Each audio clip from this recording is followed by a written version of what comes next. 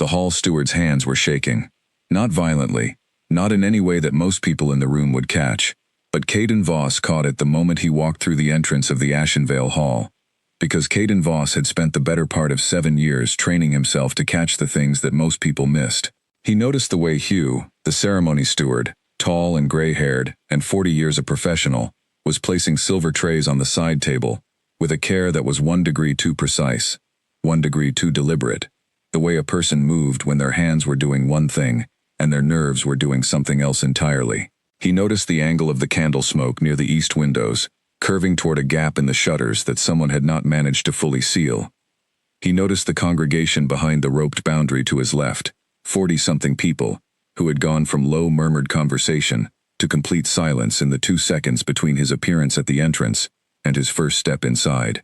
He noticed all of this in the time it took him to walk past Hugh without acknowledging him, and by the time he reached his position at the far end of the curtained row and turned to face the hall, he had a complete picture of the room. He always had a complete picture of every room he entered. It was not a thing he did consciously anymore. It was something his mind did, the way his body breathed, automatically and without needing to be managed. His tutors had called it awareness when he was a boy. His father had called it a habit. His enemies, in the halls of rival packs where they believed he could not hear them, called it something that reflected more on their own discomfort than his nature. He simply called it what it was, necessary. A room told you things if you paid attention to it. The placement of candles told you whether time had gone into appearance or function. The spacing between people in the congregation told you who was aligned with whom and who was avoiding whom, communicated entirely through proximity and the angle of shoulders. The quality of the silence that had fallen when he entered told you whether a room was afraid or simply respectful. And this room, tonight, was the specific kind of silence that came from people who had expectations and were watching to see if they would be confirmed. He was 32 years old.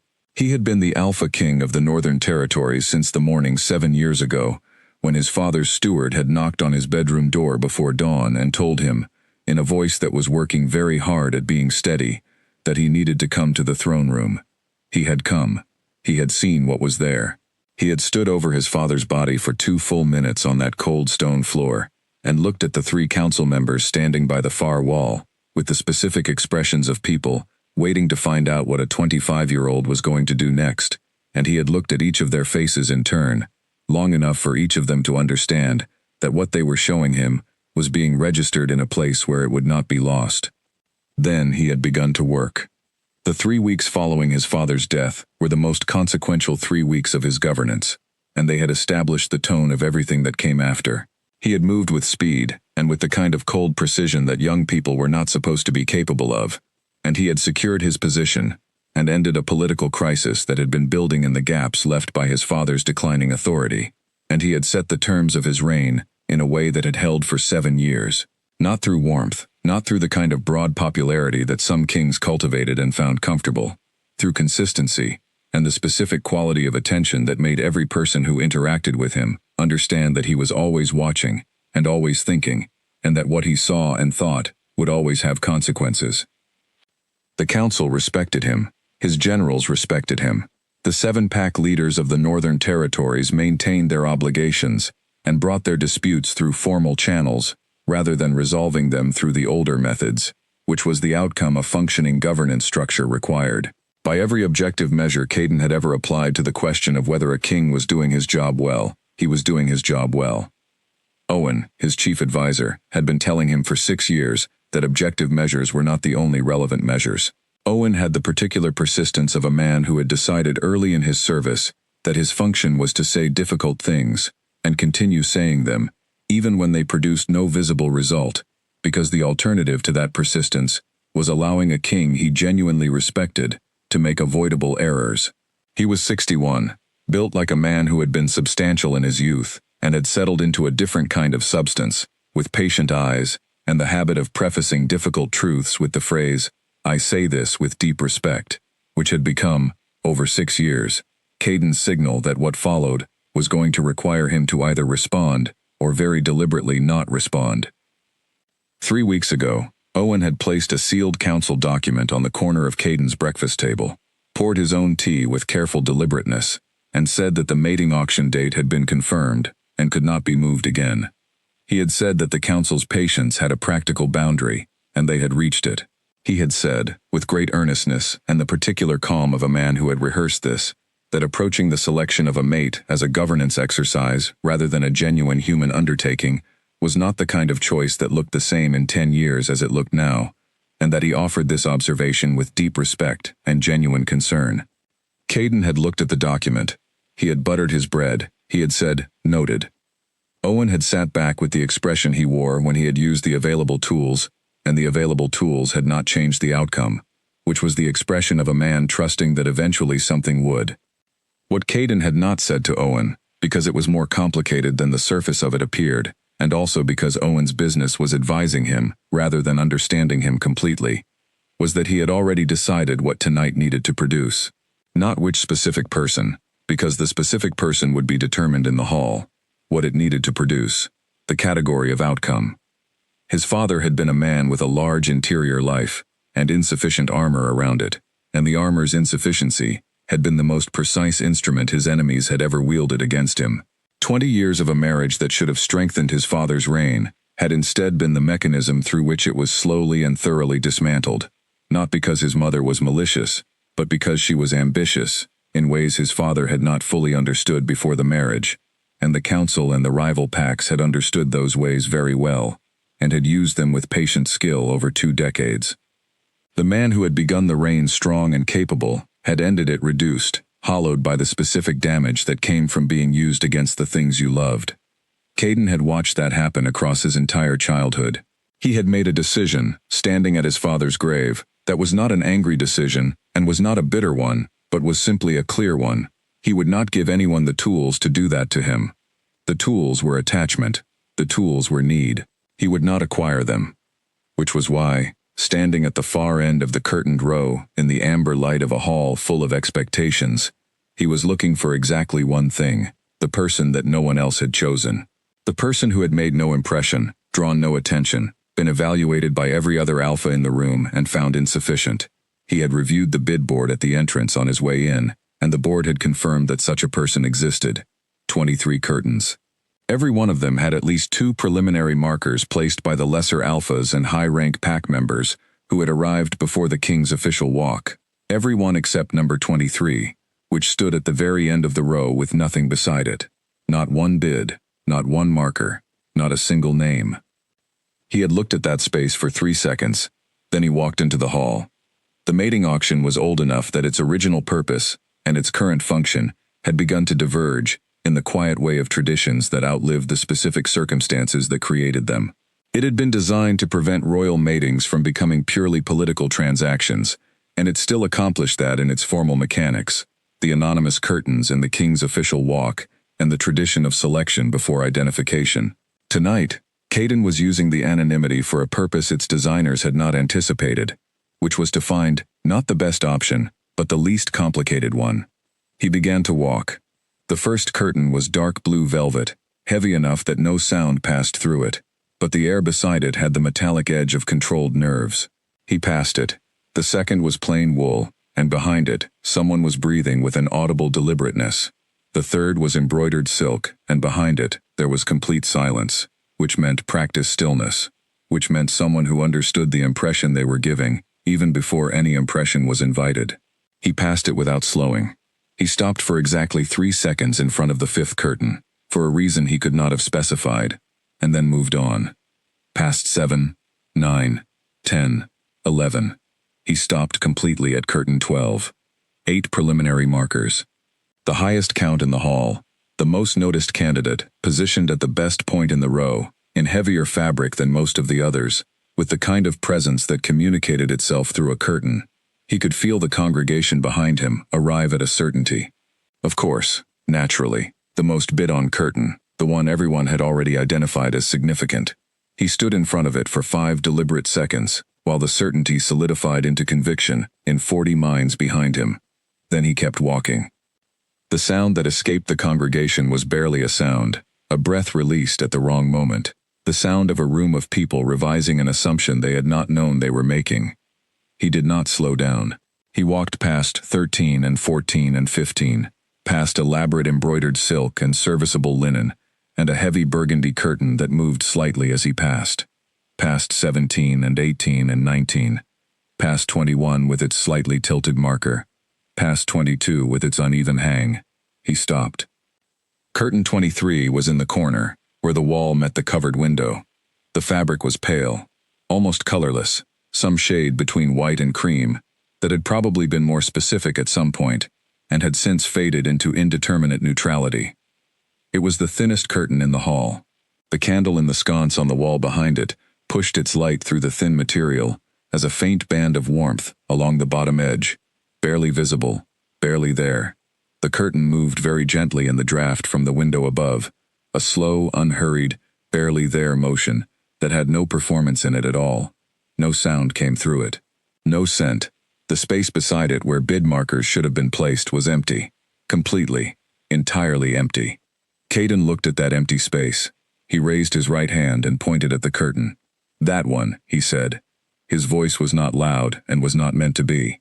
The Hall of Unveil had walls 400 years old that had been carrying sound from one end to the other for every one of those years, and those two plain words moved through the hall to every pair of ears in the room with equal, complete clarity.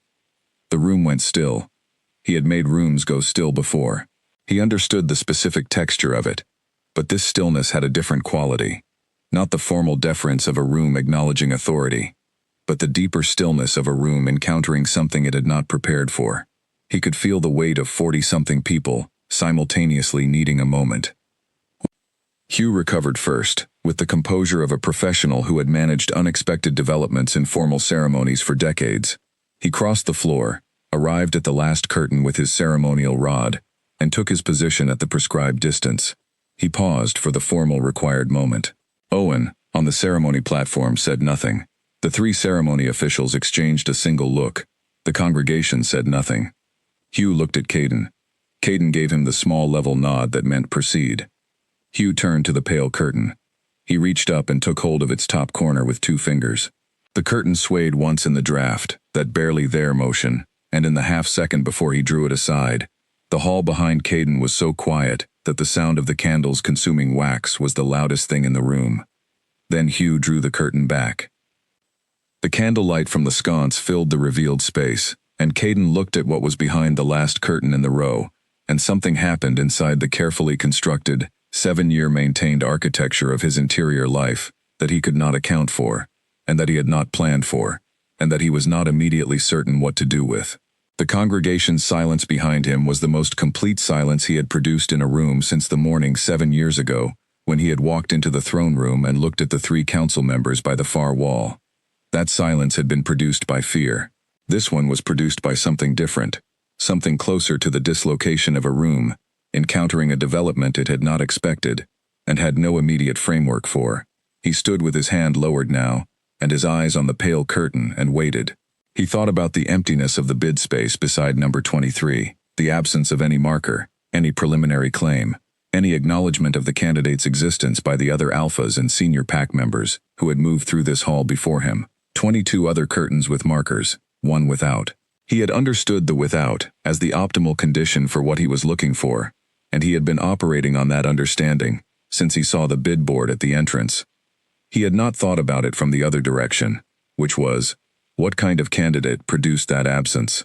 Not what kind of curtain, not what kind of placement in the row, but what kind of person was behind the only unmarked curtain in a hall full of marked ones.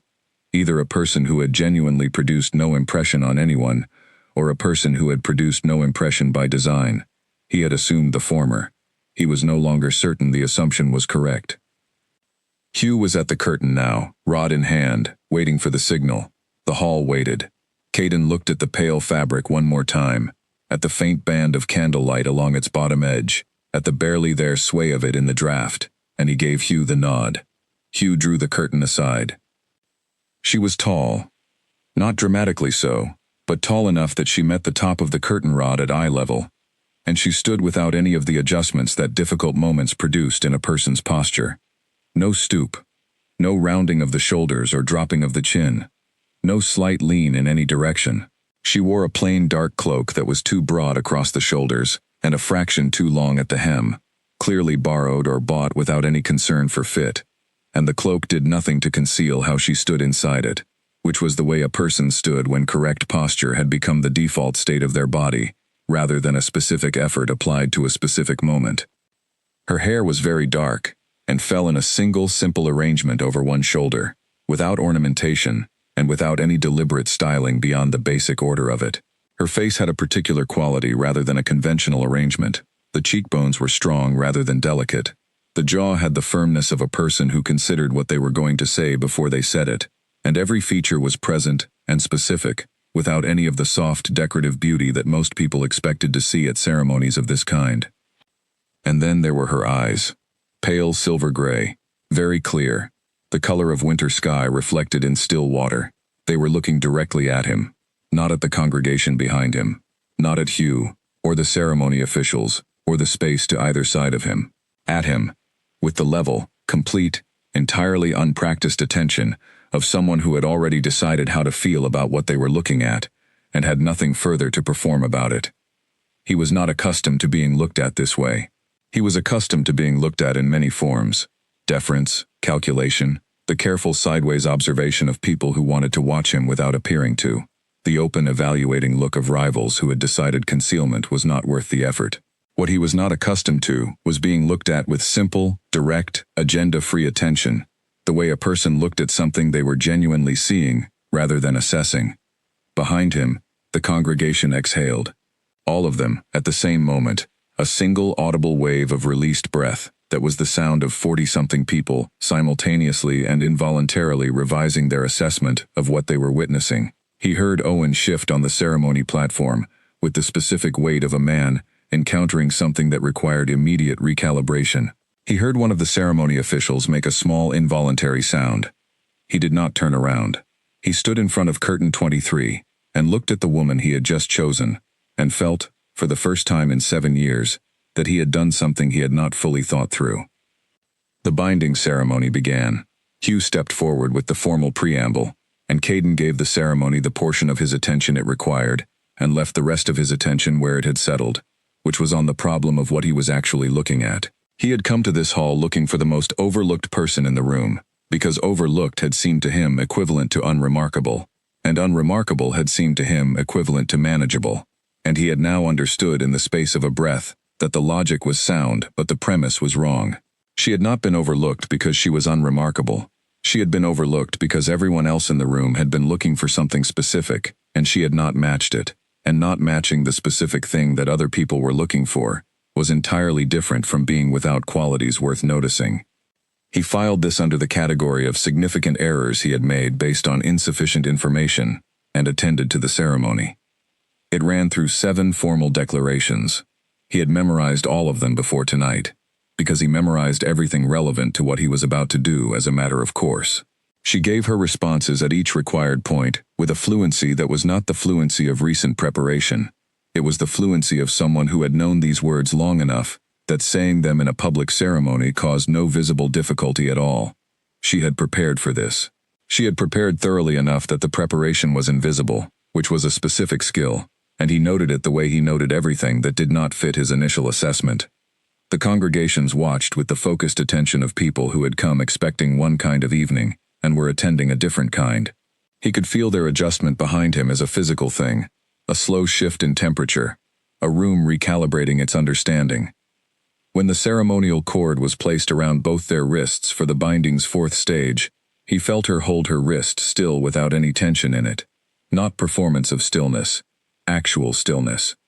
He looked at her while Hugh completed the formal words of the stage, and she was looking at their wrists with the same quality of attention she brought to everything else, present and specific, and entirely without the self-conscious edge that people usually had when they were being observed doing something in front of a crowd. He looked away. He completed the remaining declarations in order. The cord was removed and placed in the ceremonial box. The 3 officials spoke the final declaration in unison. The congregation stood. The ceremony was complete. He stood near the entrance while the attendant took her to the preparation room to collect her things. Owen came to his elbow. "I say this with deep respect," Owen said quietly. "I know the sentence that follows that phrase," Caden said. "She knew every word of the binding preamble," Owen said. "Every word, every stage, without a pause. She was behind the one curtain in the hall with no preliminary bids. Why would she have prepared? Caden said nothing. I am not asking rhetorically, Owen said. I am asking because the answer is a thing you should probably know. Go speak with someone else, Caden said. Owen moved away with the expression of a man who had planted something and was willing to wait for it to grow. The attendant returned with her and the 2 travel bags, both plain, one noticeably older than the other. She crossed the hall floor toward the entrance with the same quality of movement she had carried through the entire ceremony. No performance, no adjustment for observation. The congregation, which had largely stopped pretending not to watch her, watched. She paused beside him at the entrance. She looked at him. He looked back at her. Neither of them said anything. Then she went through the door into the cold night air, and he followed, and the door closed, and the hall erupted behind them. The carriage waited at the bottom of the steps, black and iron-fitted, the formal royal vehicle. He entered first and took the seat against the far side. She entered and took the seat across from him, with the straightforward ease of someone who did not waste time arranging themselves in spaces, and the carriage was moving before either of them had spoken. The roads to Iron Peak were long. The night outside the window was dark and cold and cloudless, stars visible in the gap where the velvet curtain had not been fully drawn. The horses kept their pace, and the carriage rocked with the gentle rhythm of a well-maintained road, and inside it, the 2 of them existed in a silence that had its own texture. Not strained, not comfortable either, the texture of 2 people who were both paying close attention, and were both aware of being paid attention to. He looked at her. She was looking out the window at the dark countryside moving past, her expression showing nothing particular, the expression of a person who had given themselves permission to simply exist for a moment, without producing anything for anyone else's consumption. What is your name? He said. She turned from the window. The silver-gray eyes found his with the same directness they had used in the hall, and there was a half moment before she answered. Very brief, short enough that most people would not have caught it. He caught it. Seraphine, she said. And your family name? The second pause was slightly longer than the first, also brief, also the kind of thing that most people would not have registered, would have attributed to nothing if they had. He registered it, and did not attribute it to nothing. Ash, she said. He repeated it to himself internally. Ash. He had access to the principal genealogy registers, and the pack records, and the council documents of the Northern Territories going back 100 years, and he could not place an Ash family of any significance in any of them. There were Ash entries in the Western region's general population records, small and unremarkable. Nothing else, a plain name with no weight attached. He nodded once. You will be given quarters at the palace, he said. Someone will explain the arrangements. Thank you, she said. Nothing more. She turned back to the window. He looked at the window on his side of the carriage, and did not look at her again for the rest of the road to Iron Peak. But he was aware of her across the carriage, in the specific way that a person was aware of something they had decided to stop looking at directly, and could not stop being aware of anyway.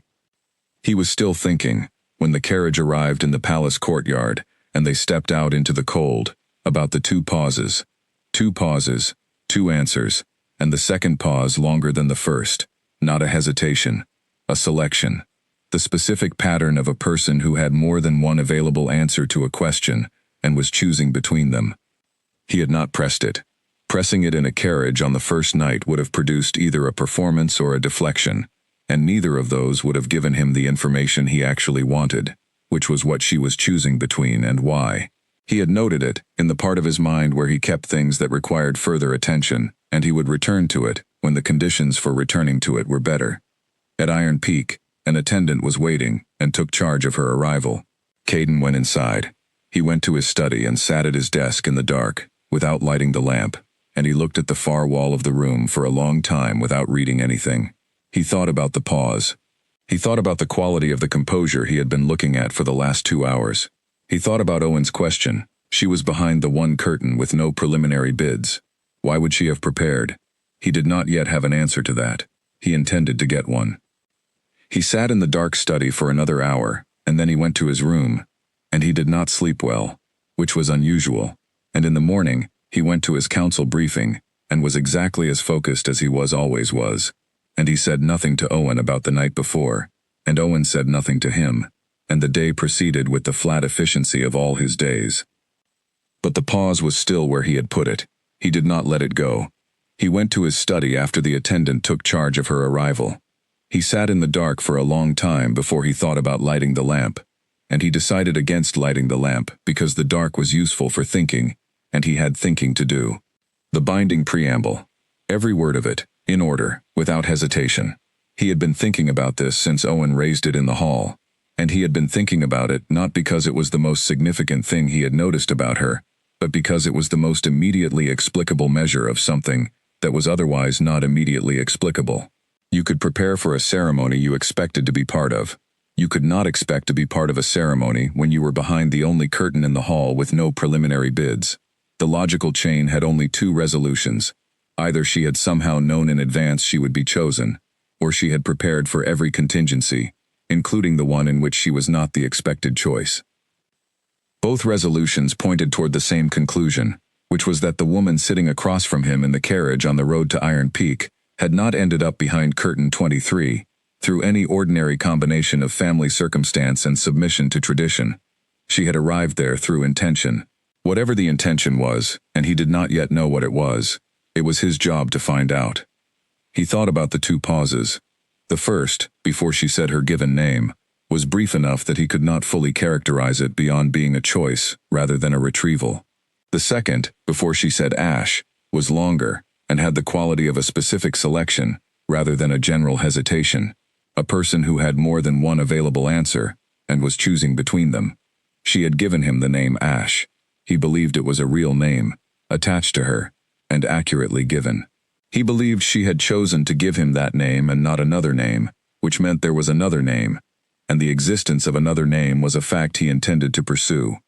He thought about the composure, not the performed kind, which he had seen in many people across 7 years of governance, and which had a specific quality to it, the quality of something being actively maintained. What he had been watching for 2 hours in the ceremony hall was composure that was a resting state, composure that existed because the person inhabiting it had arrived at it through whatever process produced genuine, rather than maintained stillness. He had met very few people who had that quality. He had it himself, or something adjacent to it, and he recognized it with the recognition of a person encountering something familiar in an unexpected place.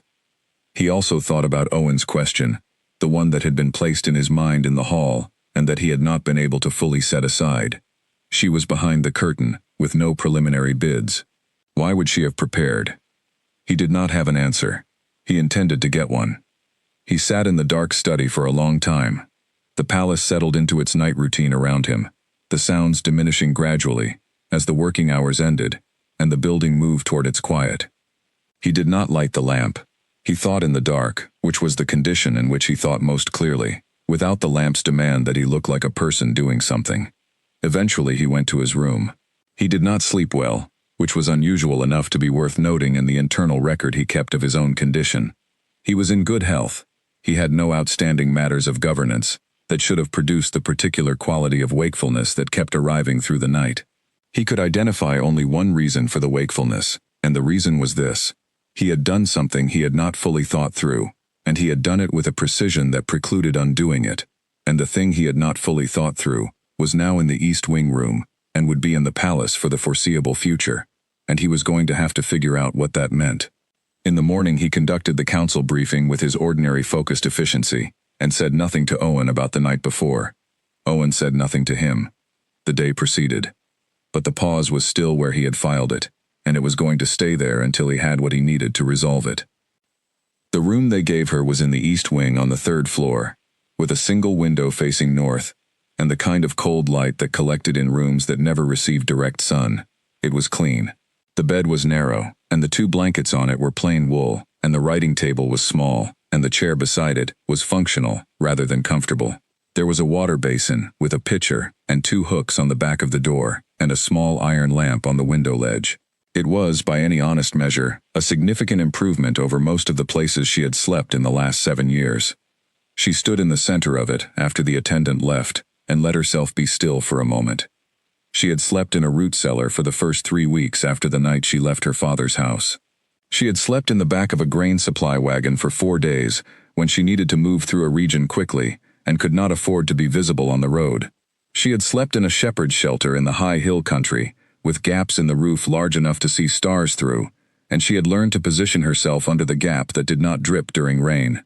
She had slept in Corwin's stone house, in the hill forest, north of her family's territory, on a bed that was comfortable, precisely because Corwin was the kind of man who understood that a person learning things needed adequate rest in order to learn them.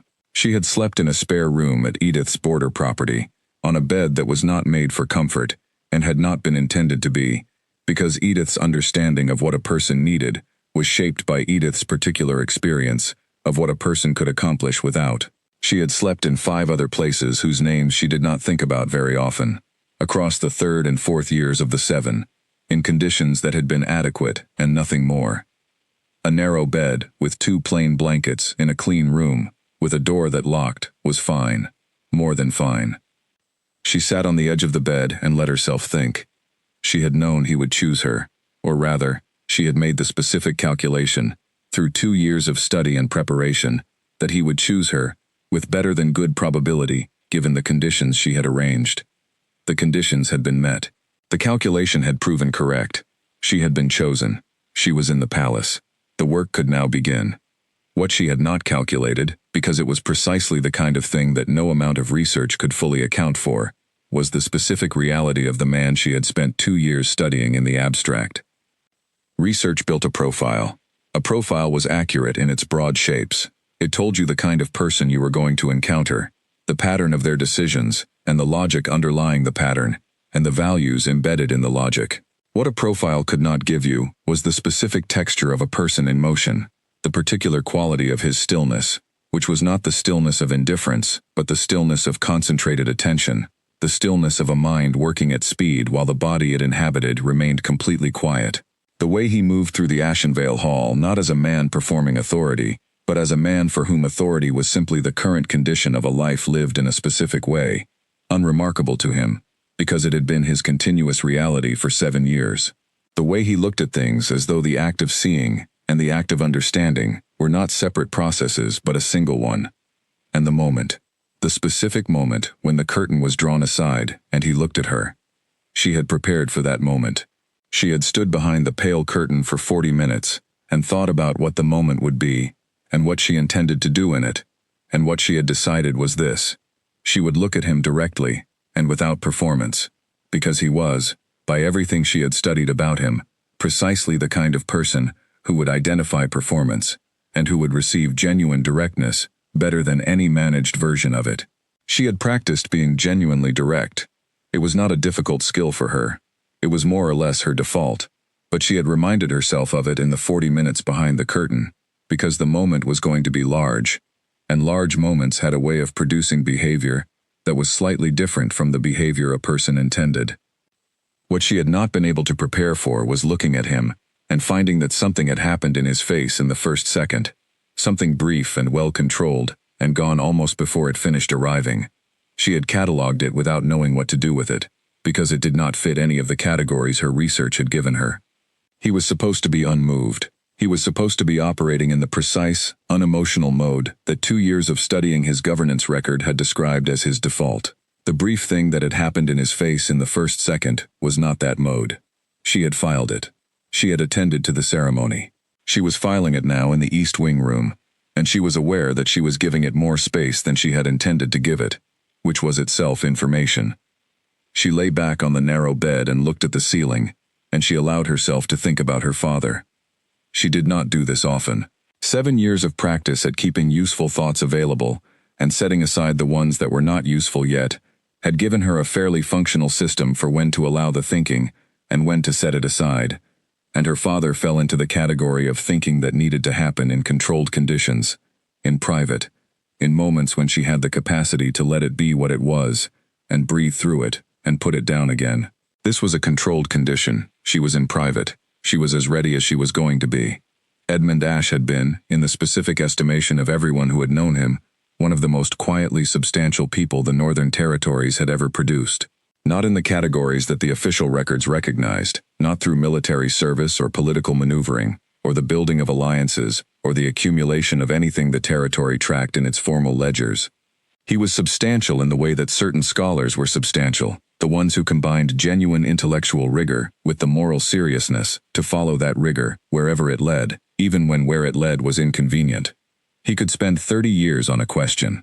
He was capable of sitting with uncertainty for as long as the uncertainty required, without resolving it prematurely, which was a capacity that most people could not sustain, and which he had possessed as naturally as other people possessed impatience.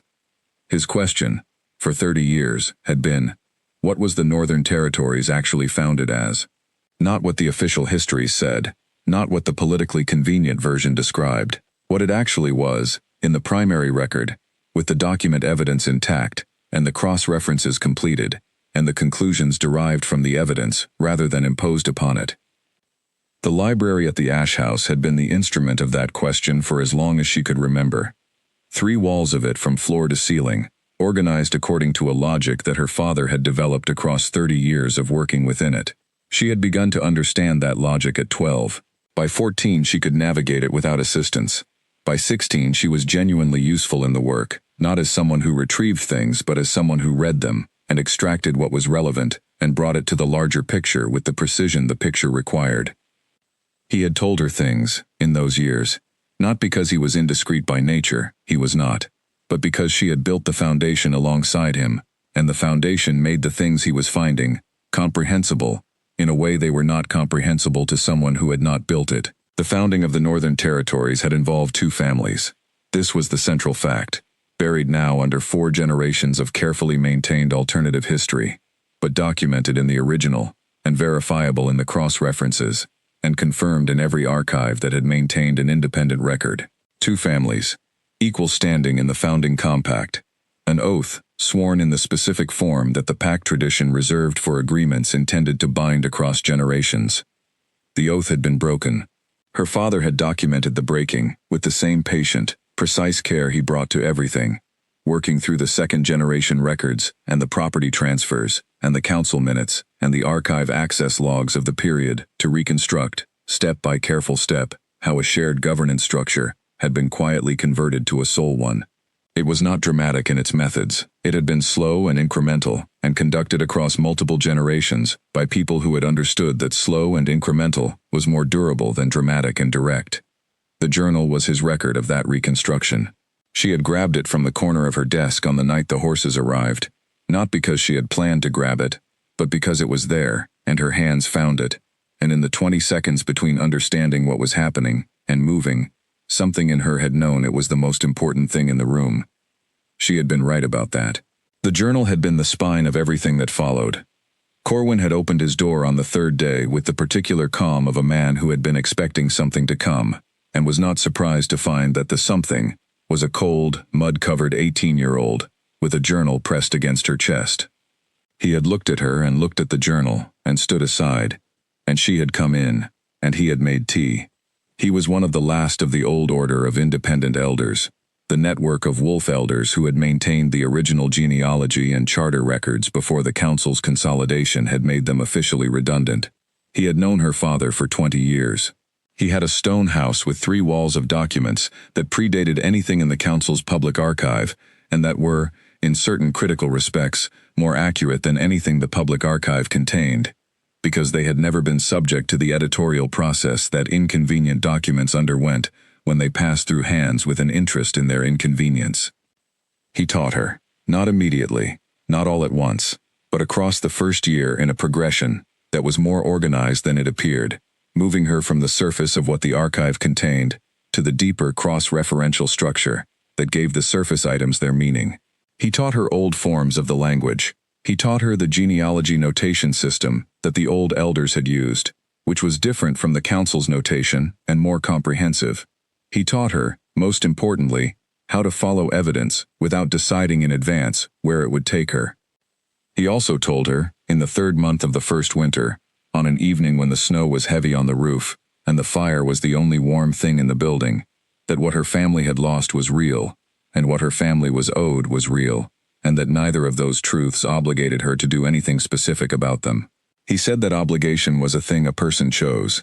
He said this because he wanted her to understand that she was choosing, freely, with full awareness of what the choice required. not executing an instruction that history had left her.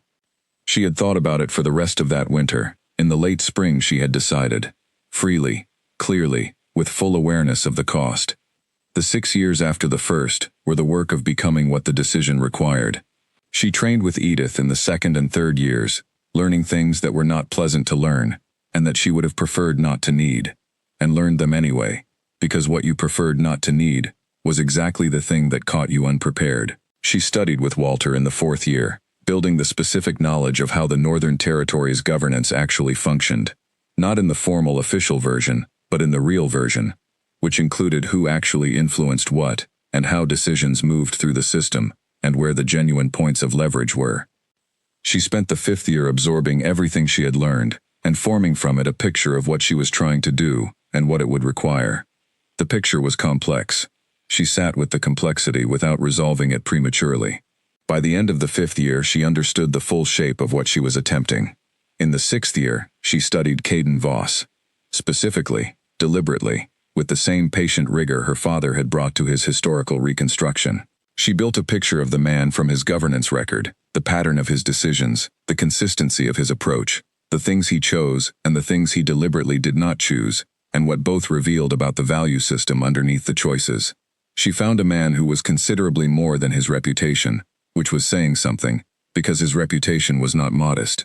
She found, underneath the cold precision and the controlled distance, the specific shape of someone who had been damaged by his history in a specific way, and had responded with a specific set of adaptations, and who had been maintaining those adaptations for long enough that he had stopped experiencing them as adaptations, and had started experiencing them as simply who he was. She recognized that. She recognized it because it was also, in some respects, her.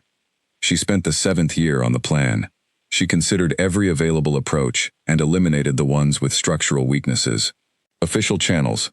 Eliminated, because the council's interest was in the structure that existed, and inconvenient documents that entered official proceedings tended to resolve through the disappearance of the documents. Direct confrontation. Eliminated, for similar reasons and additional ones. She went through every option she could identify, and she eliminated them, and she was left with the one that she had been circling for most of the 7th year, without wanting to commit to it, because it was the most demanding option, in the most personal dimensions. The mating auction. She lay on the narrow bed in the East Wing room of Iron Peak Palace, and she looked at the ceiling, and she said to herself, as clearly as she said anything, "You are here. The first part is done. Now do the rest." She closed her eyes. She breathed the way Edith had taught her, the settling breath, the one that prepared the body for sleep and kept the mind from traveling to places where it could do no useful work. She thought, briefly, about the 2 pauses in the carriage and what they had produced in his expression, and she set the thought aside, and she slept. She had also thought, in the months before Unveil, about what she was doing to herself by entering the auction. Not the strategic dimensions of it, those she had thought about thoroughly, the personal dimensions. She was going to walk into a palace as a person whose real name was withheld, and whose full history was concealed, and whose purpose was, in the formal sense, deceptive. She had been prepared for that. She had accepted, in the 5th year when she was forming the larger shape of what she needed to do, that some things required a period of concealment before they could be revealed, and that the concealment she was undertaking was in the service of the revelation rather than in place of it. She had told herself this clearly, and had believed it clearly, and had continued to believe it through 6 and 7 years of preparation. What she had been less thorough about thinking through was what 7 years of a specific kind of discipline did to a person's interior architecture. She had spent 7 years practicing the management of what she felt, the careful assignment of things to appropriate containers, the systematic prioritization of what was useful, and the setting aside of what was not yet useful. This had served her very well. It was one of the things she was most grateful for from the years of preparation. This capacity to operate effectively in the face of things that could not be resolved yet, to do the work while holding the things that were not work in the appropriate temporary location. What she had not fully accounted for was that the discipline of managing things into appropriate temporary containers had also managed her into a kind of interior organization that was very functional and somewhat austere. She had not had a conversation, in 7 years, in which she had said something simply because it was true and she wanted the other person to hear it, without any calculation of what the saying would produce. She had not been in a room with a person and allowed herself simply to be there, present with the being there, rather than present with a purpose the being there was meant to serve. She had not let herself want something she had not decided to want. She was aware, lying in the East Wing room on the first night in the palace, that the discipline that had made her capable of doing this was also the discipline she was going to have to be very careful about when it came to deciding what was allowed into the genuine part of her life and what was not. A person who spent 7 years deciding what to let in had gotten very good at deciding what not to let in, and the skill that had served her in the preparation years could become, if she was not careful about it, the thing that kept her from the genuine life that the preparation had been intended to secure. She held this in the East Wing room and breathed and set it aside. She would think about it more carefully later, when she had more information. She had always been better at thinking about things when she had more information. She slept. He called her the auction girl in front of his court on the third morning, and the interesting thing was not the name but what the name revealed. He had not yet connected her to a real name in whatever internal filing system he maintained for people not yet categorized as significant, and a man as precise as Caden Voss did not fail to connect people to their names, unless the people had not yet been categorized as requiring names. She heard it through the acoustic property of the East Council Chamber's outer corridor, a corner of which she had identified on her first morning at Iron Peak, as a point from which the interior of the chamber was audible. She had been there reviewing a letter from Corwin when Owen and Caden passed in the inner corridor. She heard the exchange. Caden's phrase, Owen's correction, Caden's unchanged follow-up question, Owen's response that he would arrange it. She folded the letter when they had moved past the corridor's range. She put it back in the bag. She considered what the exchange told her, and she went back to the East Wing. She had expected this kind of categorization. She had planned for the period in which she would be a placeholder, rather than a person in the architecture of the palace's formal regard. What the period gave her, which she had also planned for, was the freedom to learn the building and its people, without the complication of being watched as closely as she would be watched once she became interesting to the person at the top of the hierarchy. She intended to use that freedom thoroughly before it ended. Iron Peak Palace had 3 main structures and 3 outbuildings and 240 rooms across them all, and she made it her business in the first 3 days to understand the layout of every space she had any legitimate reason to enter, and several she did not. She walked slowly and looked at things with the interested but not intense expression of a newcomer who was curious about their surroundings in a perfectly ordinary way. She asked questions that sounded like small talk, the kinds of questions that opened conversations rather than closing them, and she introduced herself by given name only to everyone she encountered, which was disarming in ways that full formal introductions were not, because first names invited first names in return, and first names were how real conversations began. She learned the layout of the main building and the service wing and the 3 outbuildings by the end of the first day. She knew the kitchen location, the stable access, the archive room entrance, the garden gates, and the name and approximate function of 11 staff members.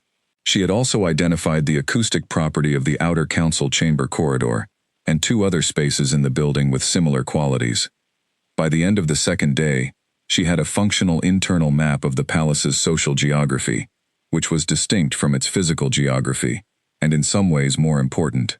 She had identified the 3 people whose opinion most influenced how the staff collectively regarded things: the head cook Pearl, who had been at Iron Peak for 20 years, and whose judgment carried a weight that no formal title acknowledged; the senior footman Aldous, who managed the formal service staff, and whose assessment of any new arrival established quickly whether that arrival was treated as significant or unremarkable; and Clara, who was 20 years old and had been at the palace for 2 years, and who was, in the informal communication network of the working staff, the person through whom most information moved between the lower floors and the upper. She started with Clara because Clara was the person most likely to respond to genuine curiosity with genuine information, and she needed genuine information more than she needed any of the other kinds. Clara appeared with the breakfast tray on the first morning, with the specific, careful expression of someone who had been given instructions about how to conduct themselves and was following them correctly. The instructions appeared to be in the general register of professional and correct, and nothing beyond that. Seraphine thanked her for the tray and asked how long she had been at the palace, whether she preferred the East Wing to the main building for its temperature, or found it colder, and whether the gray sky outside looked like rain or simply overcast to her. Clara answered all 3 questions. The careful professional expression relaxed by degrees across the 3 answers, because questions of genuine curiosity produced a different response than questions of hierarchy, and what Seraphine was doing was genuinely curious, because she was genuinely curious about most things, and had found over 7 years that genuine curiosity and performed sociability were nearly indistinguishable to other people, but produced significantly different results in the quality of what came back. Clara came back the next morning with the tray and a small piece of information that Seraphine had not asked for, about the afternoon schedule and a change in the kitchen's serving arrangement. She had offered it in the tentative way of someone not yet entirely certain whether offering it was the right thing to do. Seraphine received it with the same genuine attention she had given to the 3 questions, without making the offering a bigger thing than it was, and Clara left with the ease of someone who had done something that had turned out to be the correct thing. She worked toward Pearl on the 4th day through the mechanism of the East Wing corridor kettle, which she had asked Clara on the previous afternoon to report as non-functional to the maintenance schedule, which was true in the sense that it had a loose element in the handle that she had been careful not to tighten. She appeared at the kitchen entrance with the straightforward explanation that she was looking for somewhere to make tea because the East Wing corridor kettle was out of service, and Pearl looked at her with the evaluating look of a woman who had been running this kitchen for 20 years and had well-developed views about what belonged in it and what did not. Seraphine met the evaluating look without performing anything for it. She had the look looked at for a moment, and then Pearl pointed at the tea shelf. She made her tea. Then she spent 45 minutes doing the work that was visibly there to be done, not because she had been asked, but because there was work, and her hands were free, and she was present. She did it quietly and without calling attention to the doing of it, and she did as much as she was capable of doing, which was somewhat more than Pearl had apparently expected. She thanked Pearl for the use of the space when she left. She came back the next morning, and the morning after. By the 7th morning, there was a space at the end of Pearl's preparation counter that had acquired, through the wordless logic of consistent presence and genuine usefulness, the status of being hers when she was there. Pearl addressed opinions to her about the quality of the morning supply delivery and the inadequacy of the junior kitchen staff's initiative. Seraphine received each opinion with genuine attention, because Pearl's opinions were mostly accurate, and she offered her own assessments when she had them, and she did not offer them when she did not. In the kitchen mornings she also began to understand something about the specific character of a palace, run by someone who was effective and present in the governance sense, and entirely absent in the human sense. The staff was not unhappy. They were not badly treated. The pay was regular, and the work was clear, and the conditions were adequate. What they did not have was the specific warmth of a working environment, where the person at the top was in any way personally interested in the people below them, and the absence of that warmth produced a particular texture in the daily life of the building, a texture of competent and somewhat isolated individuals, doing their individual work in proximity, without any larger cohesion. She was warm. Not strategically warm. Genuinely warm, in the way of a person who was interested in the people around her, and showed it in the unremarkable ways of daily life, remembering what someone had said the previous day, and asking how it had resolved, noticing when someone was working harder than usual, and acknowledging it simply, receiving what people said with the kind of full attention that made people feel that what they had said had actually been heard. These were ordinary things. They produced, in a building that had been without them for some time, an effect that was disproportionate to their ordinariness. By the end of the first week, the working staff of Iron Peak Palace had developed the habit of bringing small problems to the East Wing. Not because they had been directed to, not because she had suggested it, because she was there, and she attended to things, and the things she attended to got resolved rather than forwarded to a supervisor who might or might not get to them this month, and getting things resolved was what people wanted when they had things that needed resolving. A scheduling dispute between 2 junior footmen, a question about the dietary restrictions of a visiting family that had arrived without advance communication to the kitchen, a concern about a horse in the east stable that had been showing signs of respiratory stress since its transport, a question about whether a cracked stone in the south courtyard path was a maintenance matter or a safety matter and which reporting channel applied. She addressed each one with the same directness she brought to every practical question. Assess the situation. Identify the relevant information. Apply the most practical available solution. Communicate it clearly. She did not make the people who brought her things feel small for having brought them. That was, apparently, an experience that differed from the available alternatives. Owen noticed on the 6th day. She was aware of this because she had been watching Owen carefully enough to understand his patterns, and his pattern on the 6th day included a pause in the corridor outside the small East Wing sitting room during a conversation she was having with the stable hand about the stressed horse. The stable hand left. Owen was in the doorway. He said good morning and used the title Lady Seraphine that had not been formally assigned to her, said it as though it were simply her name, which was its own statement. He said he hoped the palace was proving manageable. She said it was very manageable, and thanked him for asking. He stood in the doorway a moment longer, with the expression of a man who had come to observe something, and was now organizing what he had observed. He said that if she needed anything, she should come to him directly. Then he left.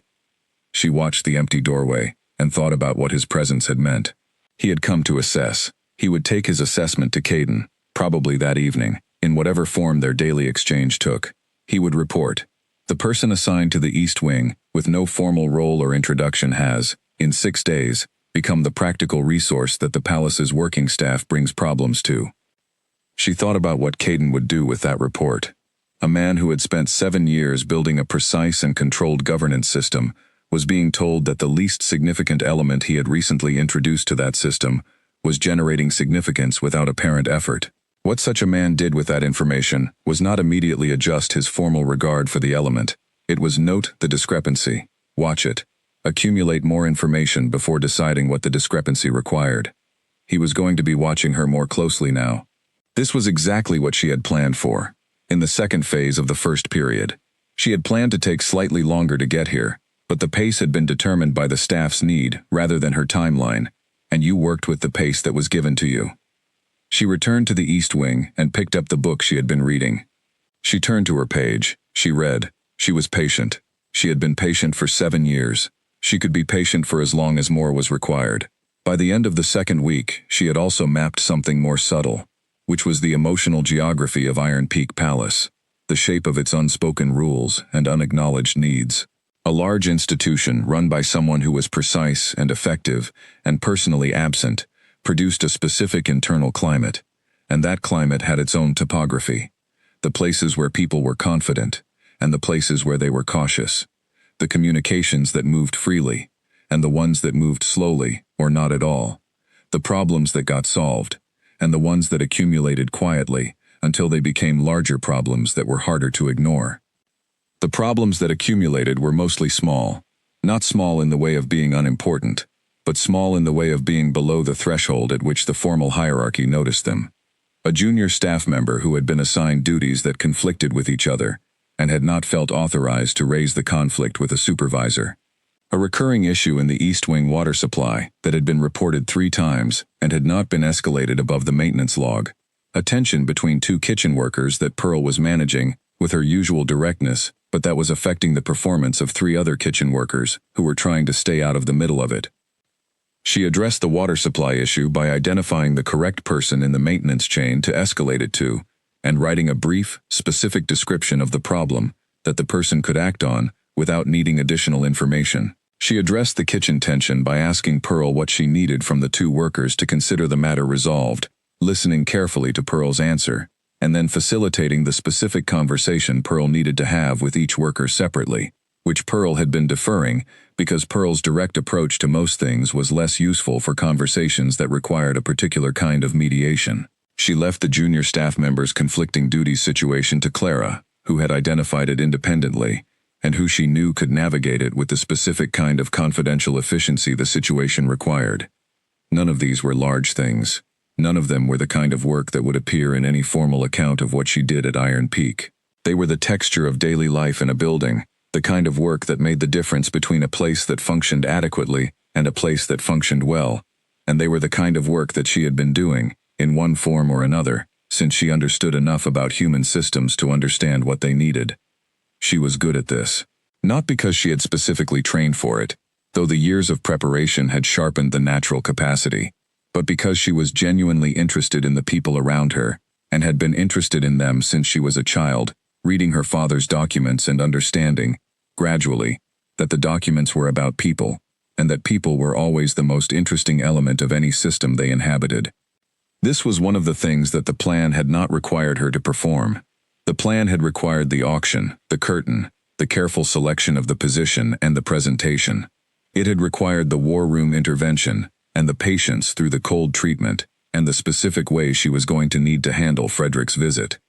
But the daily work of being genuinely present in the palace, of finding the stable hand's stressed horse, and Pearl's kitchen dynamic, and Clara's junior footman situation worth attending to, that had not been planned.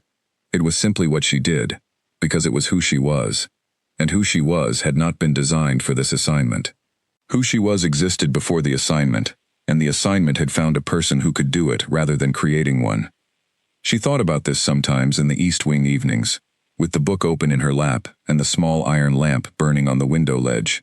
She thought about the distinction between the plan and the person, and she thought about what it meant that the two were, in this specific context, the same thing. It was either fortunate, or it was designed in some way she could not quite identify. She was inclined to think it was both. The border dispatch arrived at midday on a Tuesday, and before any official word had moved through the palace's formal channels, Seraphine heard the 3 horses come through the western gate from the kitchen courtyard window. She had been in the kitchen since the early morning, working alongside Pearl on the preparations for a visiting delegation's welcome dinner that was 3 days away, and already the subject of strong opinions about the correct approach to the first course. She heard the horses in the same moment she heard the quality of the palace's collective response shift, that particular tightening in the building's ambient atmosphere that happened when information arrived that required action. She finished what she was doing, excused herself from the kitchen with a word to Pearl, and went to the East Wing. She had been at Iron Peak Palace for 12 days. She had spent those 12 days learning the building and the people and the rhythms of how things worked. And one of the things she had learned was that when the palace tightened in the specific way it had just tightened, what followed was usually a council session, and council sessions in the Northern Territory's current period of governance tended to involve one of a small number of recurring issues. She reviewed the most likely candidates in her mind and applied the available contextual information, and arrived at the eastern border situation, which had been building pressure for several months, and which she had studied specifically during her 6th year. The summons came 2 hours later. A junior footman delivered it with neutral expression and neutral voice, both of which had clearly been requested. She was to come to the council chamber at the 2nd afternoon hour. She was to bring nothing and say nothing unless spoken to. She was there to assist with the serving arrangement because the regular council attendant had been required for dispatch duties. She thanked him. She sat in the East Wing room after he left, and she looked at the wall. She was being summoned to serve tea in the room where Caden Voss made decisions. She understood this without any particular feeling about it, except the quiet, useful feeling of knowing that what she had been waiting for had arrived slightly earlier than she had calculated. She collected the tea service from the preparation room at the correct time. She entered the council chamber through the side door. It was a large room, stone-floored, with high ceilings and tall windows on the east wall that admitted the gray afternoon light of a clouded winter day. The oak table at its center had papers spread across it, and 4 men around it, in the positions she had anticipated. Owen at Caden's right, Edmund to Owen's right, Gareth across from Edmund, Caden at the head. She had studied all 4 of them to varying degrees during her preparation year. Edmund she had studied extensively, because Edmund was the senior military advisor and the eastern border situation was primarily a military question in its immediate presentation, even if its underlying structure was not. He was as her research had described, heavy-set through the upper body, silver-haired, with the specific quality of presence that came from being the kind of person who had been right about things enough times that being right had become his default expectation of himself. He was leaning slightly forward over the table in the way of a man who had already formed his conclusion and was presenting it rather than still arriving at it. Gareth was younger and had the particular appearance of someone who had been making a correct argument to someone who was not hearing it and was still making it because the alternative was accepting a wrong outcome. His argument, whatever it was clearly in conflict with Edmund's, and the conflict had clearly been in progress for long enough that both of them were working from well-worn positions rather than fresh thinking. Caden sat at the head of the table, with both hands flat on the surface, and his eyes moving between the papers and the 2 generals, in a pattern that she recognized as his information-gathering mode, the mode in which he was receiving and cataloging and processing rather than directing. He had not arrived at his conclusion yet. He was still looking for it. Caden did not look up when she entered. She moved to the side table and began preparing the service. She was quiet and efficient and produced exactly the amount of presence the role she had been assigned required. None beyond the functional. She had practiced this kind of presence extensively during the second year, with Edith, who had understood that the ability to be in a room without drawing attention to being in a room was as much a practical skill as anything else she taught. She listened. The eastern border dispute had its origins in an agreement made 20 years ago that had deferred a specific question about a forest parcel in the valley below the ridgeline. The parcel had historical claims from both the eastern pack and the nearest northern pack, and the deferral had been a compromise that both sides had accepted at the time, because the alternative was a longer negotiation, about which neither side was confident of the outcome. The deferral had done what deferrals did. It had allowed the underlying question to accumulate pressure for 20 years, and now the pressure had expressed itself as a patrol incursion and a formal complaint from Arthur, the Eastern Pack's alpha, and a counter-complaint from the Northern Pack, and a demand from Arthur for a formal meeting. Edmund did not want a formal meeting. He wanted reinforced patrol presence at the established boundary line. His argument had three main components, all of which were internally consistent, and none of which addressed the underlying question. The patrol reinforcement would make the boundary unambiguous. It would prevent further incursion. It would communicate to Arthur that the boundary was not a subject of negotiation, and that incursion had costs. He made this argument with the confident fluency of someone who had made it multiple times already, and was now simply ensuring it was on the record in its most complete form.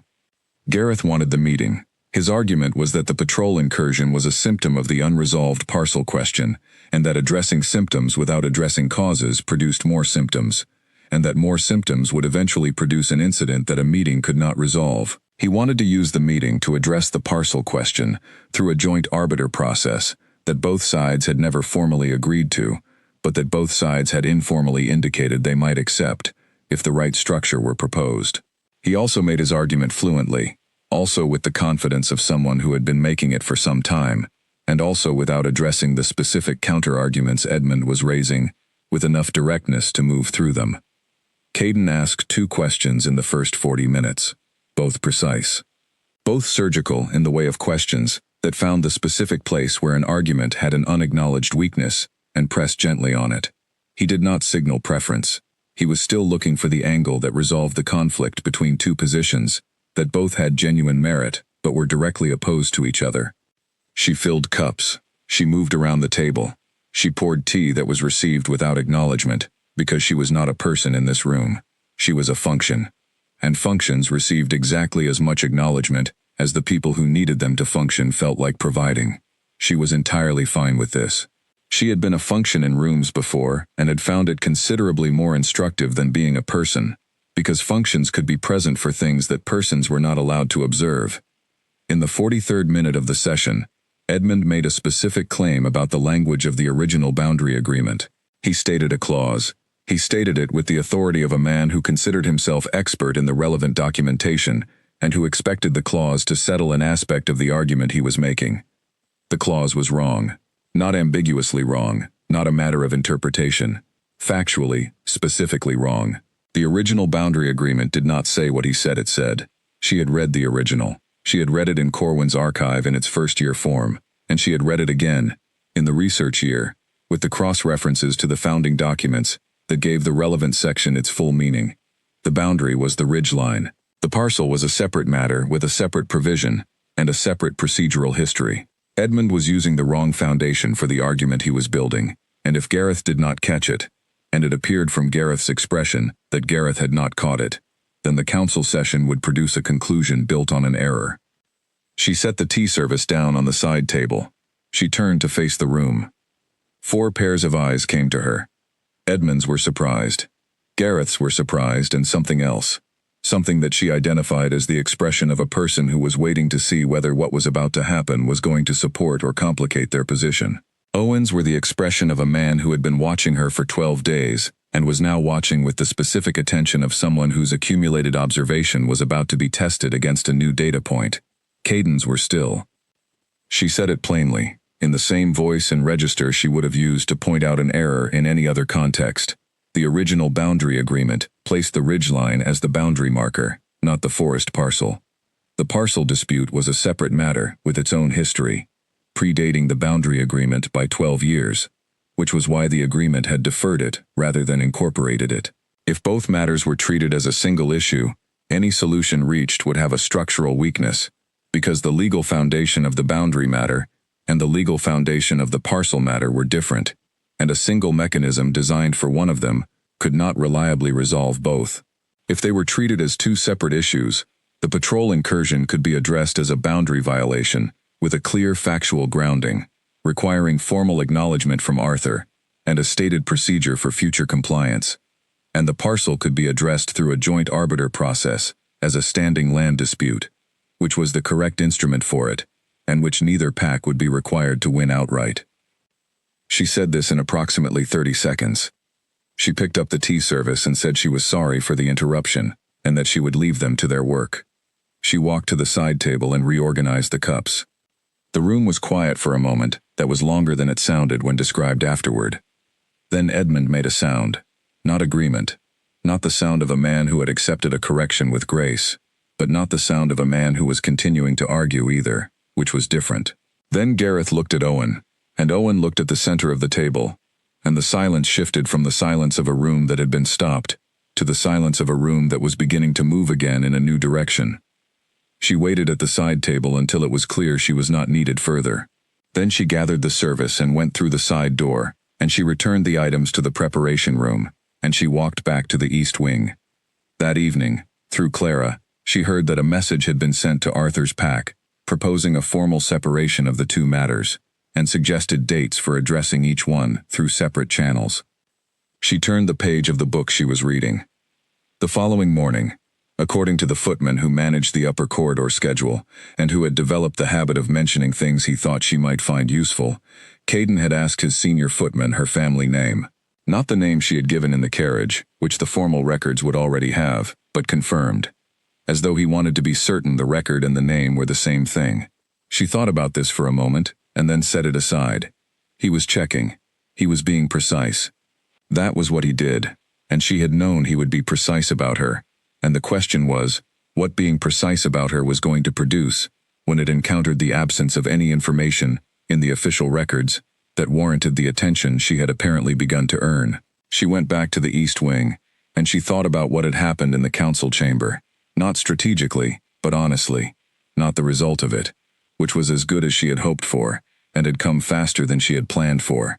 The moment itself, the moment when she had set down the tea service. She had not planned that moment. She had sat at the side table for 43 minutes, deciding not to intervene, while the two generals went around the same track for the third or fourth time, deciding not to intervene, not because she did not have the information that would resolve the impasse, but because intervening too early was worse than not intervening at all. You needed the room to need what you had before you gave it to them. You needed the problem to have made itself completely clear before the solution was offered, because a solution offered to a problem that the room did not yet fully feel the weight of was not a solution that would be accepted. It was a disruption. She had known when the room had reached the weight. She had set down the tea service. What she had not fully anticipated was the specific silence that followed the 30 seconds. She had anticipated silence. Silence was the natural response when an unexpected element provided the resolution to a problem that experienced professionals had been circling for longer than they were comfortable admitting.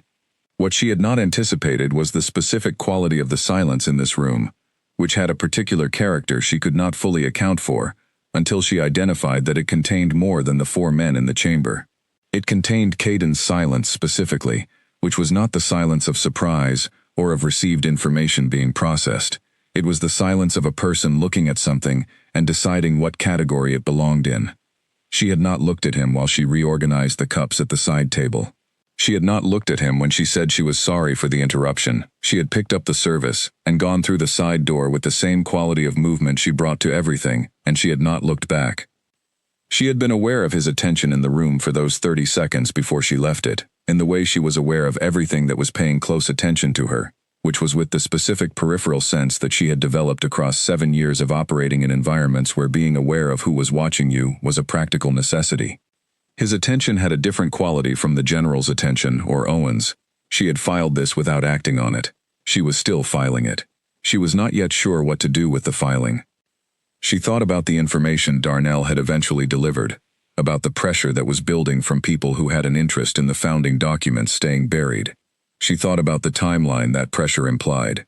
She thought about what she had, and what she still needed, and what the remaining steps of the plan required. She was inside the plan. The plan was proceeding. What was also proceeding, in the East Wing and in the kitchen and in the daily work of the palace, was something she had not included in the plan, and she was going to need to decide soon what to do about the something that was not in the plan. In the days after the council session, the quality of the palace's attention toward her changed. Not dramatically, not through any formal announcement or visible policy shift. In the way things changed in a place run by someone who was precise, through small, specific, almost undetectable adjustments in the behavior of people who were operating in response to a signal from above that had not been stated explicitly, but had been clearly enough communicated that it did not need to be. The head footman began addressing her by the title Lady Seraphine in formal settings. Owen began stopping briefly in whatever corridor or room they happened to share, with a question or a piece of information that did not strictly require his delivering it personally, but that he chose to deliver personally, which communicated something without needing to say what it communicated. The second-floor staff stopped treating her as an East Wing resident and began treating her as someone whose movements through the building were a matter they should be aware of. She absorbed all of it without changing anything about her behavior. She was doing what she had been doing. She would continue doing it. If she was being watched more closely, what the watching would see was consistent with what it had always seen. She was also, in those days, watching Caden. She had been watching him since she arrived, but the nature of the watching had changed after the council session. Before the session, she had been watching him as a subject of continued study, adding to the picture she had built over 2 years of remote research, with the direct observation that proximity made available. After the session, she was watching him in a more specific way, which was the way you watched someone when you were trying to understand whether a thing you had done had produced the response you had hoped for, or a different response, and what the different response, if it was different, required from you now. What she observed, over the days following the session, was this: he was in the building differently. He was not in a different place in the building. His schedule had not visibly changed. The rooms he used, and the hours he used them, and the people he met in them, were consistent with his established routine. What was different was how he occupied those spaces. There was, in the occasional shared corridor, or the brief cross-table moments at formal dinners, a quality of attention directed toward her that had not been there before. Not obvious. Not anything a casual observer would have identified as attention at all. Just a slight increase in the precision with which his awareness included her. The specific increment of additional attention that a person applied when they had decided that something warranted closer tracking. She continued doing what she was doing. The staff's problems continued to find her. The kitchen continued to be a daily morning anchor. Clara continued to bring information that she had not asked for, and that Clara had decided she ought to have. Owen continued his brief corridor stops. She was embedded in the daily life of the palace now, in a way that was no longer dependent on anyone's formal acknowledgement of her presence, and that embeddedness was the foundation she had come here to build. Owen came to the East Wing on the 8th day after the council session. He came in the morning, not with the brisk, purposeful step of a man on a scheduled errand, but with the more measured pace of a man who had decided to have a conversation, and was approaching it with appropriate care. He sat down across from her in the small East Wing chair, with his most direct face in place, which was the face that said he had chosen to say something true, rather than something careful, and was about to do it. He said that he had been watching her for 2 weeks, and had formed an assessment, and that the assessment was that she was considerably more than what the available information suggested, and that he would like, if she was willing, to understand what she was working toward. She looked at him. She had prepared for this conversation, or rather she had prepared for a version of it, and the version Owen was initiating was close enough to the prepared version that she could work within it. She told him a portion of the truth. She told him that she had come to Iron Peak with intentions that were larger than the East Wing, and that those intentions were real, and would become clear in time, and that she was not yet in a position to be fully specific. She told him that what she was doing in the palace in the interim was not a performance of usefulness, it was simply who she was and how she operated, and that she had not chosen the approach for strategic reasons primarily, but because it was what she genuinely did when she was somewhere new and had time to be present in it. Owen sat with this. He said, "You were behind the curtain, with no preliminary bids." "Yes," she said. "That is not a thing that happens by chance." "No," she said. He was quiet for a moment. He was the kind of man who sat with things until he had organized them, and she waited while he organized.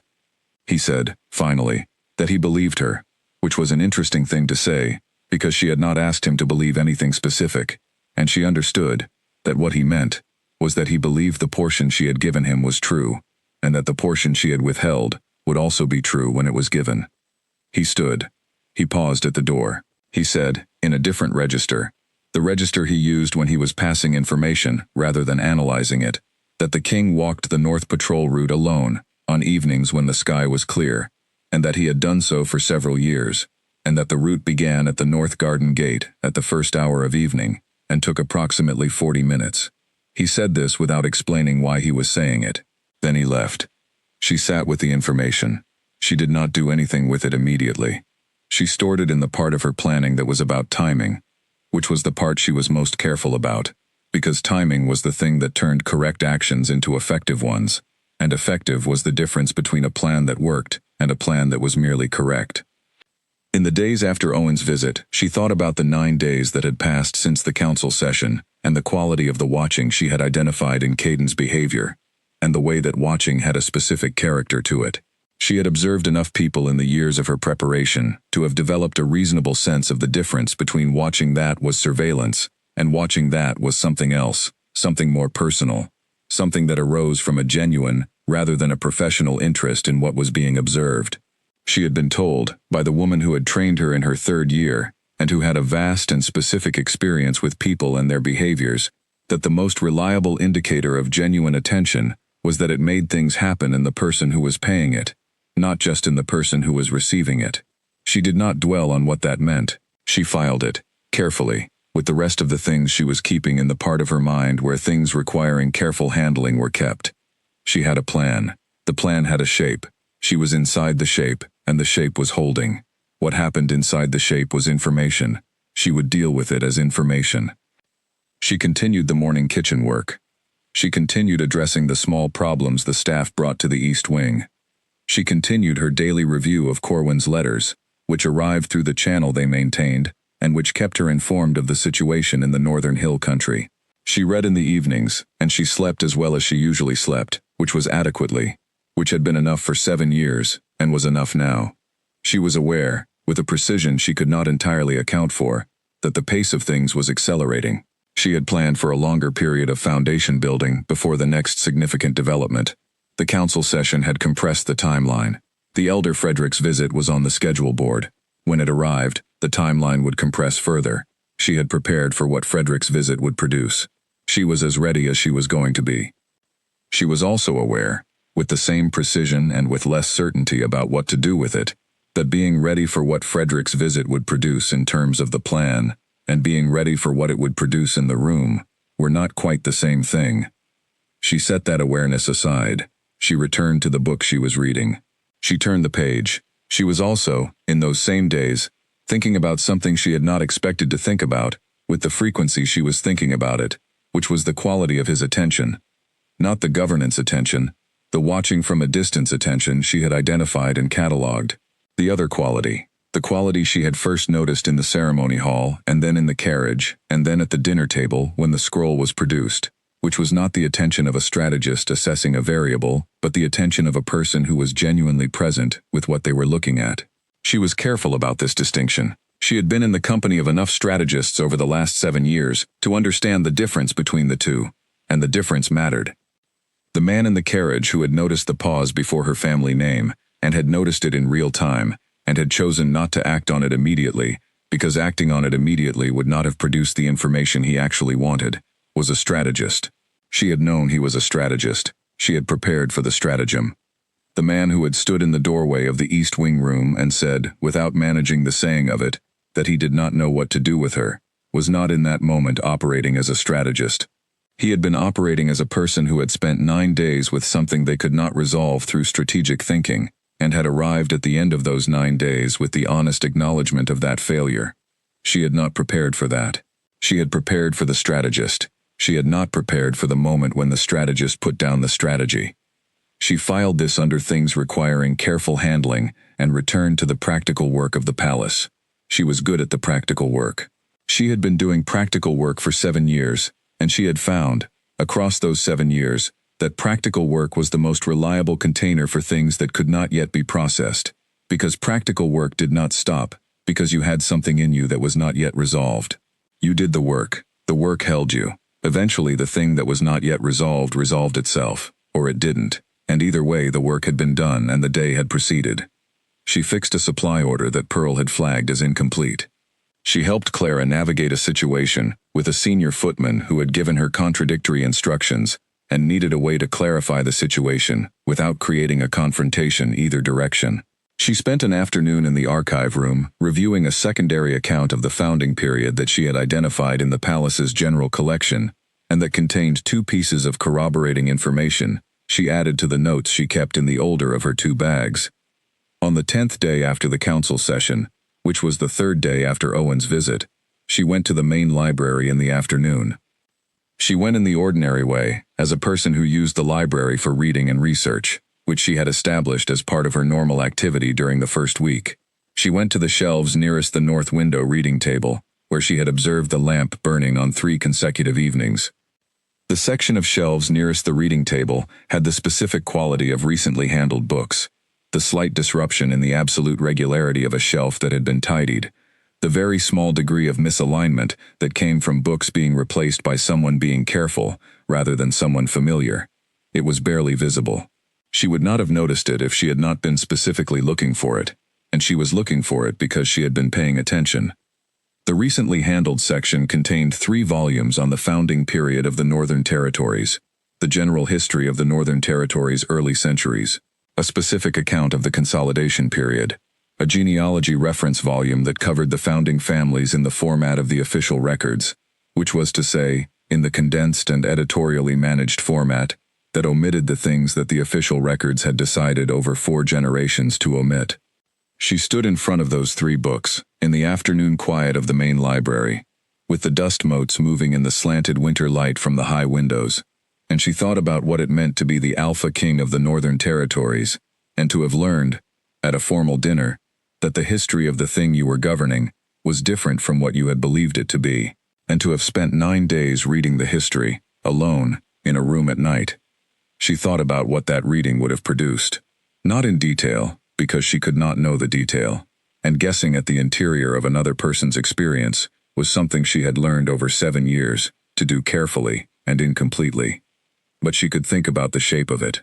A man who had built a precise and controlled governance structure, who had spent 7 years ensuring that nothing in his personal or professional life could be used against him, who had arrived at a particular kind of stability through the specific mechanism of needing nothing and being moved by nothing, was now reading the history of what he had been governing, and finding that the foundation of it was different from the foundation he had understood it to have. That was a large thing to sit with alone. She put it in the careful handling section and walked back to the East Wing. On the following morning, the sky was overcast, and the morning after that, and the evening of the 11th day was overcast as well.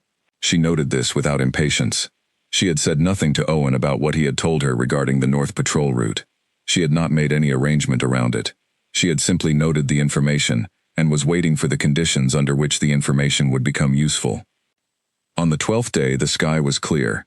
She was in the East Wing corridor in the early evening, reviewing a letter from Corwin, when she heard the footsteps on the main staircase. Frederick arrived at Iron Peak Palace on a Tuesday morning, in the 3rd week, and everything about his arrival was routine. He came every 2 years, always in the winter season, always with 2 assistants and the specific leather document case that he had used for 40 years, and that his assistants handled with the same care they would apply to the man himself. Hugh managed the logistics. The guest rooms were prepared. The archive room was made available. The formal dinner was arranged for the 2nd evening of the visit, as tradition required.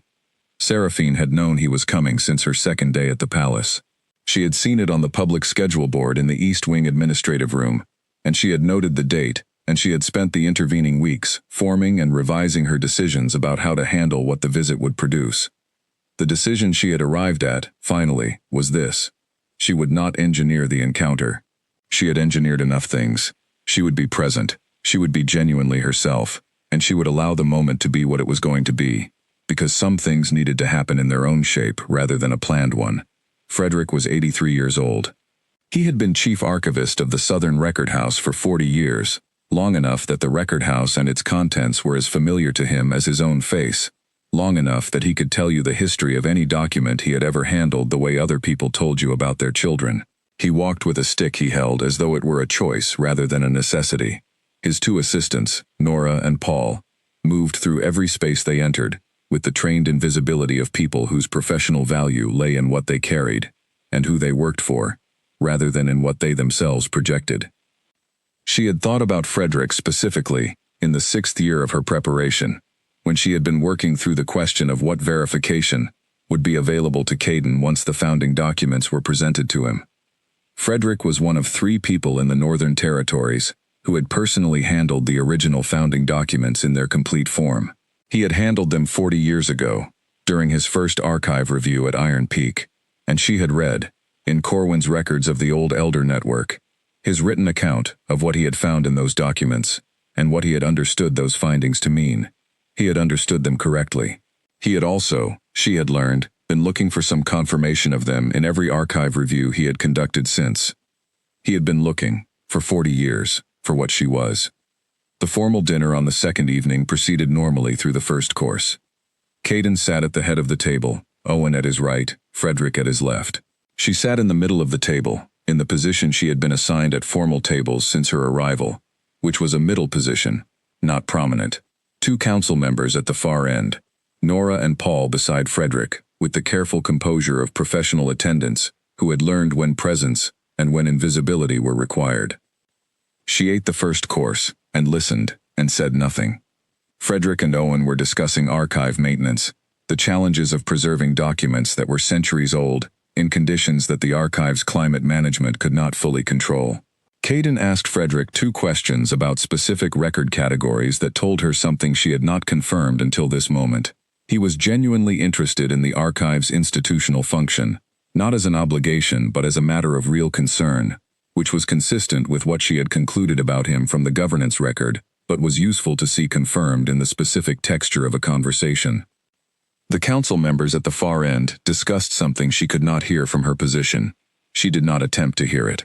She attended to what was in front of her, and ate the first course with the quiet attention she brought to meals when she wanted to be unremarkable, which was the quality she had been practicing since she arrived, and which came easily to her by now. Frederick glanced around the table at the end of the first course, in the way that old people who had spent their lives reading rooms glanced around rooms, comprehensively, without visible effort, a single sweep that took in everything, and appeared to take in nothing. The sweep reached the middle of the table. It stopped. She looked at him. He looked at her. She watched the blood leave his face. Not gradually, not in the slow way that color left with cold or illness. Quickly, in the single involuntary moment of a body recognizing something, before the mind had fully processed what the body had recognized.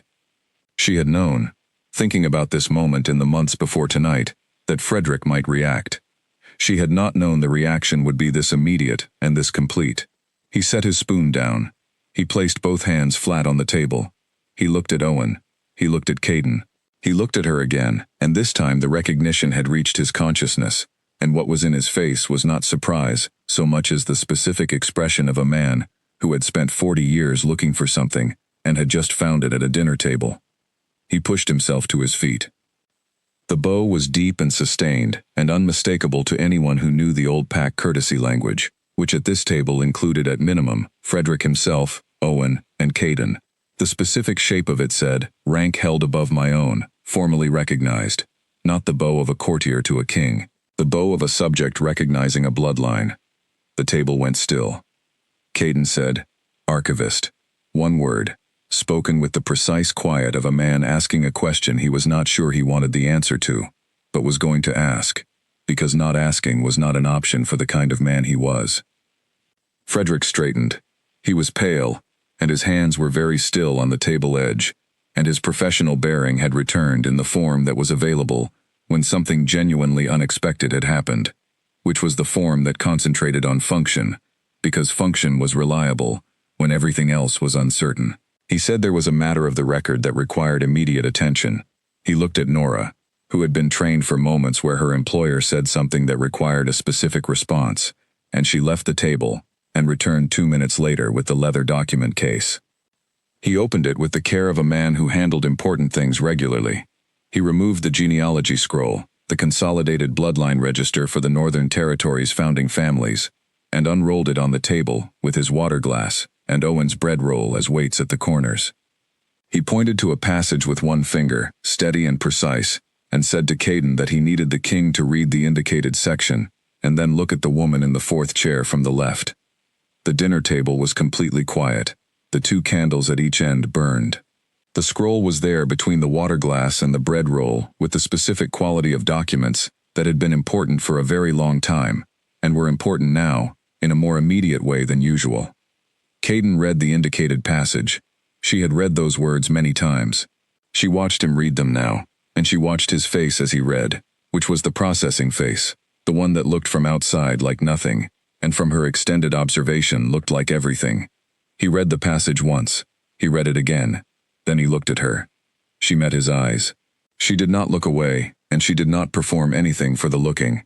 She was simply there, in the chair, at the dinner table, looking back at the man who was looking at her, with an expression she did not have a complete category for, which was not the case with most of his expressions anymore. Owen leaned forward and read the passage over Frederick's arm. Owen's face did the specific thing she had never seen it do before, which was to lose its careful management for a single unguarded moment. He said, in a voice that was arriving somewhere he had not expected to be, the ash line. Frederick said the full ash line. He said the founding status. He said that the female line carried that status in equal measure to the male, which had been specified in the founding language, and omitted in almost every summary that had been produced since. He said this with the professional steadiness of a man returning to documented facts after the shock of an unexpected discovery, because documented facts were the thing he could anchor himself to. Caden sat with this for a moment that was long enough for everyone at the table to feel it, and brief enough that it was not visibly a struggle. Then he folded his napkin with one deliberate, careful movement. He placed it beside his plate. He looked at her one more time, across the length of the table, and the look was the most open thing she had seen from him, more open than any of the brief, unguarded moments that had preceded it. Then he pushed back his chair. He stood. He said, "Excuse me." He walked to the dining room door with his ordinary, unhurried step, and went through it, and the door closed. The dinner table sat in the specific silence of a room, where something had shifted permanently. Seraphine looked at her plate. There was a second course that had arrived at some point in the last several minutes. She picked up her fork. She ate. This was deliberate. She was aware that it was being observed, and she was aware of what it communicated. She was not in a state of alarm or triumph or confusion. She was at a dinner table, and she was eating the second course, and whatever had just happened was not surprising to her, and things that were not surprising did not alter the fundamental activity of eating a meal that had been prepared with some care and deserved to be appreciated. Frederick watched her from the far end of the table with the expression of a man who had found something and was still arriving at what finding it meant. Owen watched her with the focused attention of a man who had been updating his assessment continuously for 3 weeks and was now doing so at considerable speed. Nora and Paul studied the tablecloth with the devoted attention of professional attendants who had understood that this was one of those moments where their invisibility was both required and the only appropriate contribution. She ate. She finished the second course. She set her fork down. She said to the table that the third course was ready when convenient, and the footman at the wall, who had been standing through the entire preceding exchange with expressions that communicated absolutely nothing because they had been trained to communicate nothing, moved to the correct positions. The dinner continued.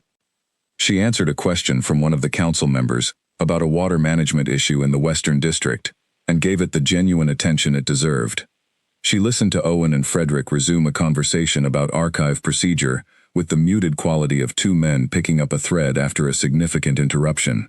She ate the third course, and the small sweet that followed it, and thanked Frederick for the visit, and said she hoped the archive documentation would proceed smoothly in the morning. She went to the East Wing. She sat on the narrow bed, and she looked at the window, and the dark sky beyond it, and she breathed. She thought about the expression on Caden's face, in the moment before he stood from the table. She had prepared for the scroll. She had prepared for the revelation. What she had not been fully prepared for was the specific quality of the look he had given her in that moment, which was the most unmanaged thing she had seen from him in 3 weeks, and which had in it something she did not yet have a complete name for. She set it aside. She had a system for this. She had used it for 7 years. She would use it again. She would think about what that look meant when she had the conditions to think about it properly. Tonight, what was required was to breathe and sleep and be ready for whatever the next several days produced. She had learned a long time ago that you could not prepare for everything. You prepared for what you could, and you met the rest with whatever you had built in the years of preparing. She had built quite a lot. It would have to be enough. She also thought, in the East Wing room after the dinner, about the specific experience of sitting at that table and watching the account of her bloodline be received by a room of people who had not known and were now knowing, not the formal account. The personal experience of sitting in the middle of a formal dinner table and watching a piece of your history be produced and set in front of the people who had the most complicated relationship with its implications. She had thought about this moment many times in the years of preparation. She had thought about it as a thing that would happen, and she had thought about what she would do in it, and what she had decided to do was the thing she had done, which was eat. She had stayed in her chair, and she had eaten the second course, and she had conducted the dinner, as though the second course and the dinner were the most natural things in the world to be engaged with in that moment. This was, she knew, not the behavior that the room had expected. The room had expected some form of response, some visible engagement with the magnitude of what had just been placed on the table. She had not given it one. She had given the room a woman who was calmly eating the second course, and the calm eating had been its own communication, and she had known while she was doing it exactly what it was communicating, which was that she was not surprised, and that she was not performing, and that she had been here before, in the experience, if not in this specific room, and that the experience had not changed anything fundamental about who she was. Caden had left the table. She had not left the table. She thought about that distinction for a long time in the East Wing room. He had needed to go somewhere private with something large. She had stayed because she had had the experience of the large thing differently. She had been carrying it for 7 years, and 7 years of carrying something changes your relationship to the weight. It does not become light. You become stronger around it, which is different, and the difference is that you can still stand up from the dinner table and eat the second course. She thought about how long it would take him to process what he was carrying. She thought about what he would need from her while he processed it, and the answer she arrived at was space. She would give him space. She would not seek him out. She would not arrange herself in his path or manufacture situations that required their presence in the same room. She would do the work she had been doing, and she would be in the East Wing when he was ready to find her, and she would trust that he would be ready when he was ready, and not before. She trusted this, she realized, because she had been studying him for long enough to know that he did things when he was ready, and not before, and that when he was ready he was actually ready, not performing readiness. A man who operated that way was worth trusting to get there in his own time. She set it down. She breathed. She slept. For 9 days, Caden Voss was never in the same room as her, and he was precise enough about it that it was entirely invisible to anyone who was not tracking it specifically. He did not cancel anything.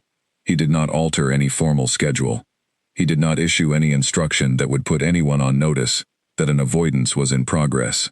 He simply moved through the palace with the same flat efficiency he always moved through it, and somehow the room he was moving through was never the room she was in, and the corridor he was taking was never the corridor she was approaching, and the space he occupied settled into its next use by the time she arrived. It was the avoidance of a man who had decided to think in private and knew how to protect that privacy without making the protection visible. She counted the days. She allowed them. She used them.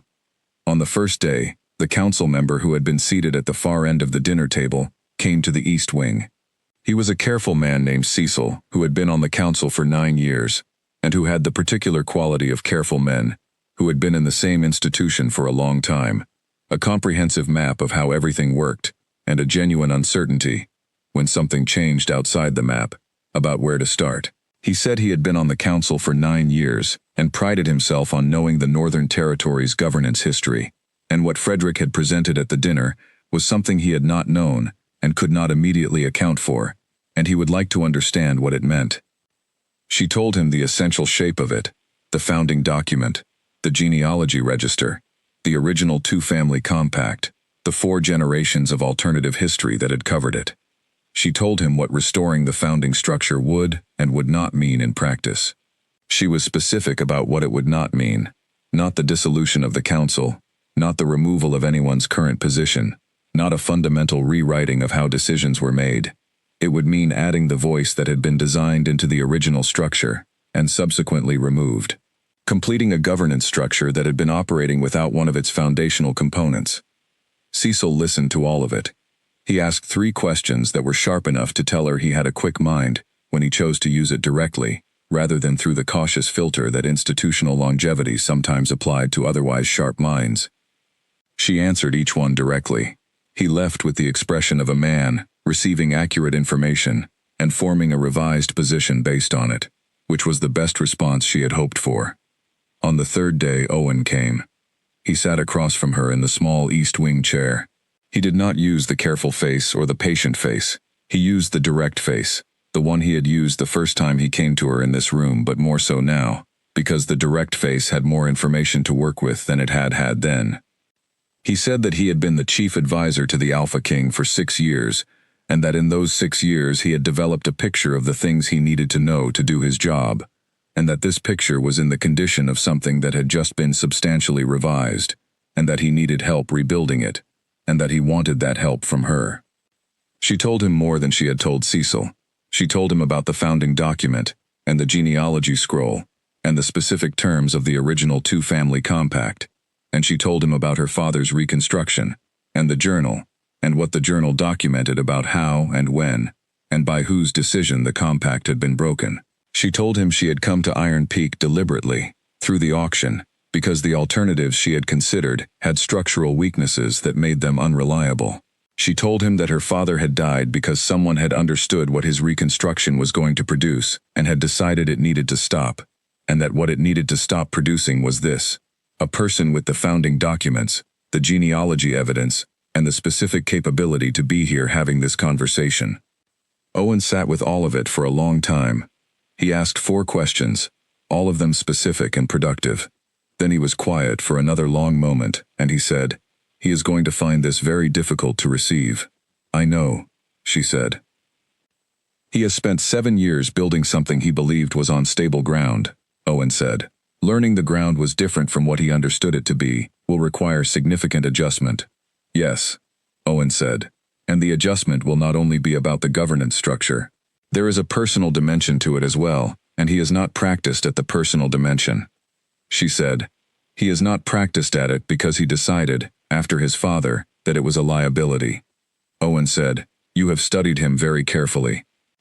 She said, "I have had 2 years of study and 3 weeks of direct observation." He said, after a moment, "And what do you think of him?" Not the governance record, the other question. She looked at her hands.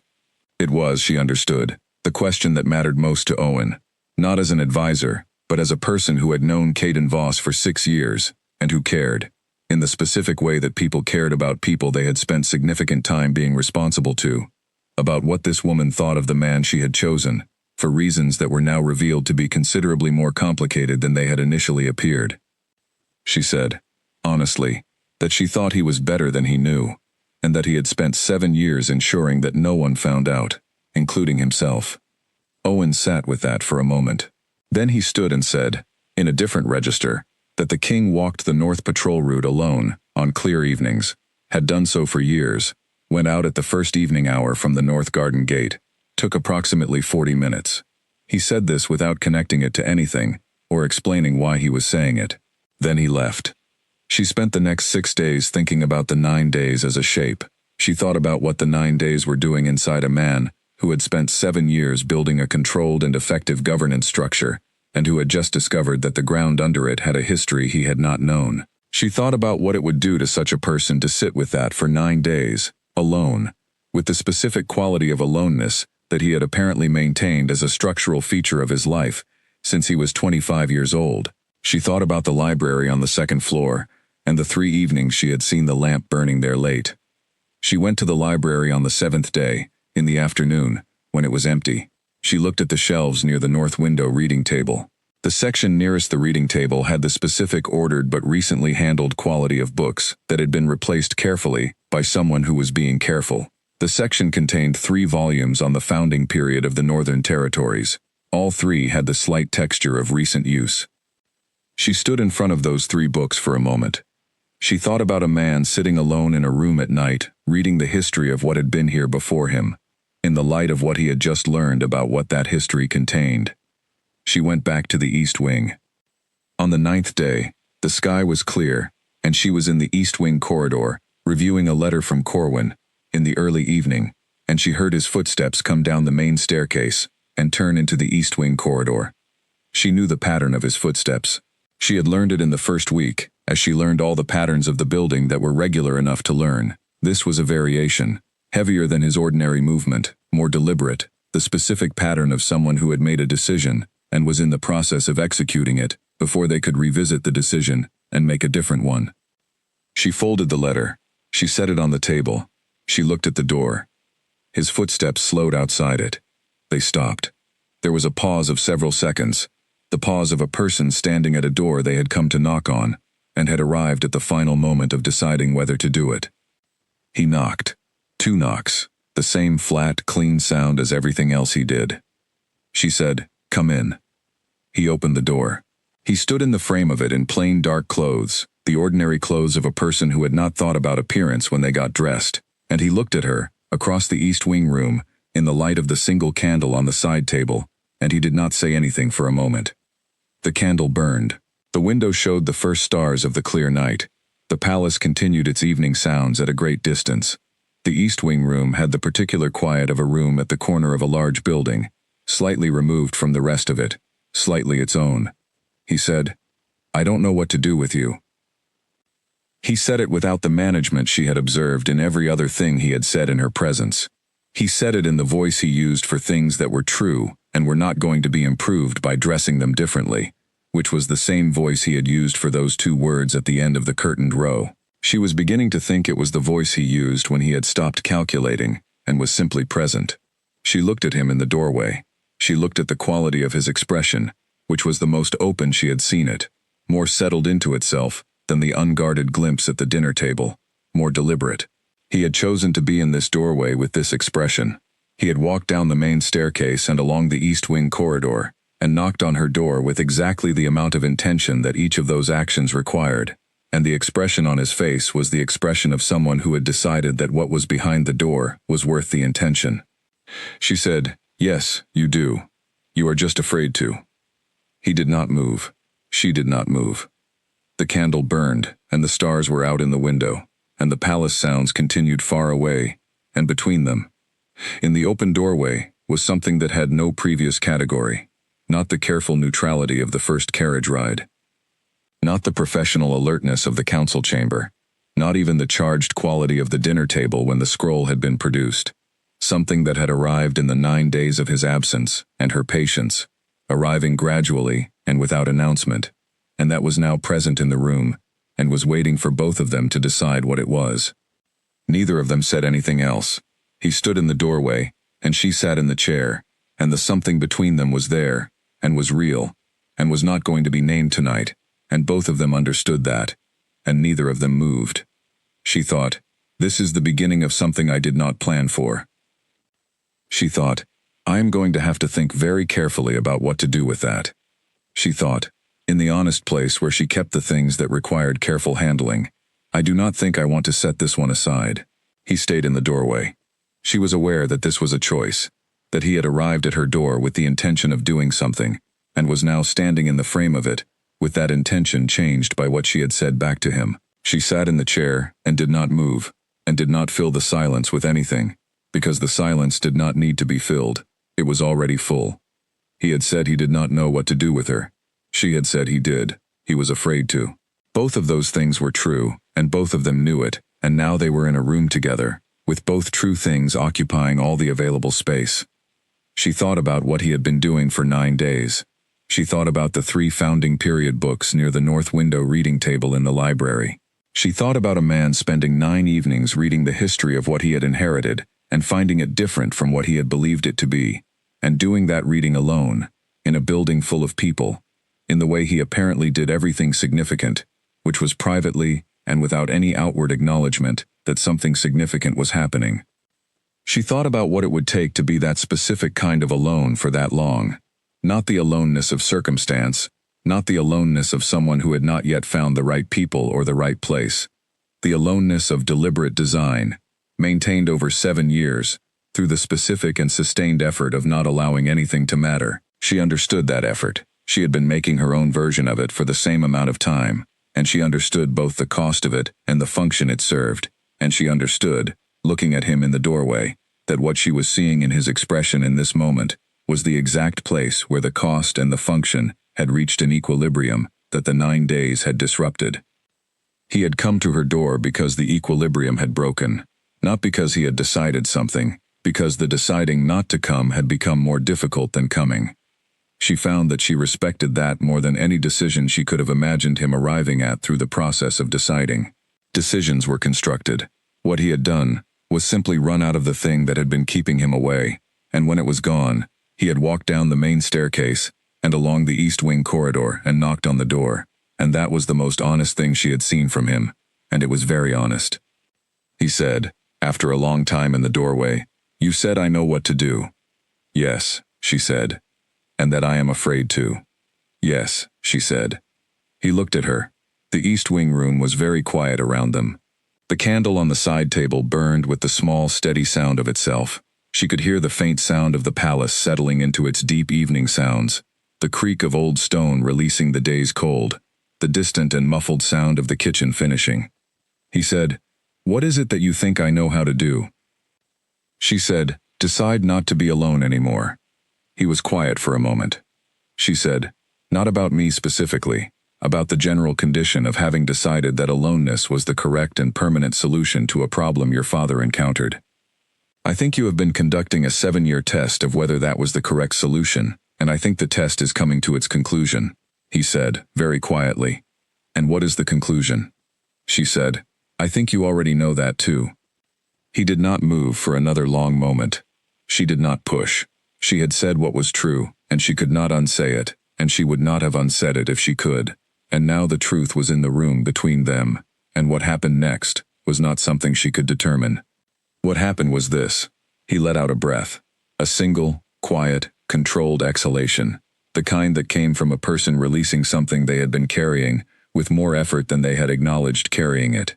Then he said, "Good night, Seraphine." He said her name, her given name, not the placeholder he had used in the first days, not the careful neutrality of titles. Her name, in his voice, in the east wing room, in the candlelight. She said, "Good night." He went. She heard his footsteps go back down the corridor with a quality that was different from the quality they had had on the way in. Not lighter, more settled. She sat in the chair for a long time after the sound faded, and then she went to the window and looked out at the clear sky with its stars, and she thought about what tomorrow morning required. She was in the north corridor the following morning at the correct hour, and when he came through the door and found her there with her cloak on, she said, "Walk with me." He looked at her for a moment. Then he fell into step beside her, without asking where. They went north along the inner wall path. The morning was cold and clear, the winter sun low over the palace roofline, the frost on the grass still hard and white on the shaded side of the path. Their breath showed in the cold air. They walked at the same pace, which they had arrived at without negotiating, and the silence between them in the first several minutes was the settled kind now, the kind that had been built by a doorway exchange and a night of separate thinking, and had come out the other side, changed. She started with her father, not with the founding document, not with the legal argument or the historical reconstruction or the political significance of any of it.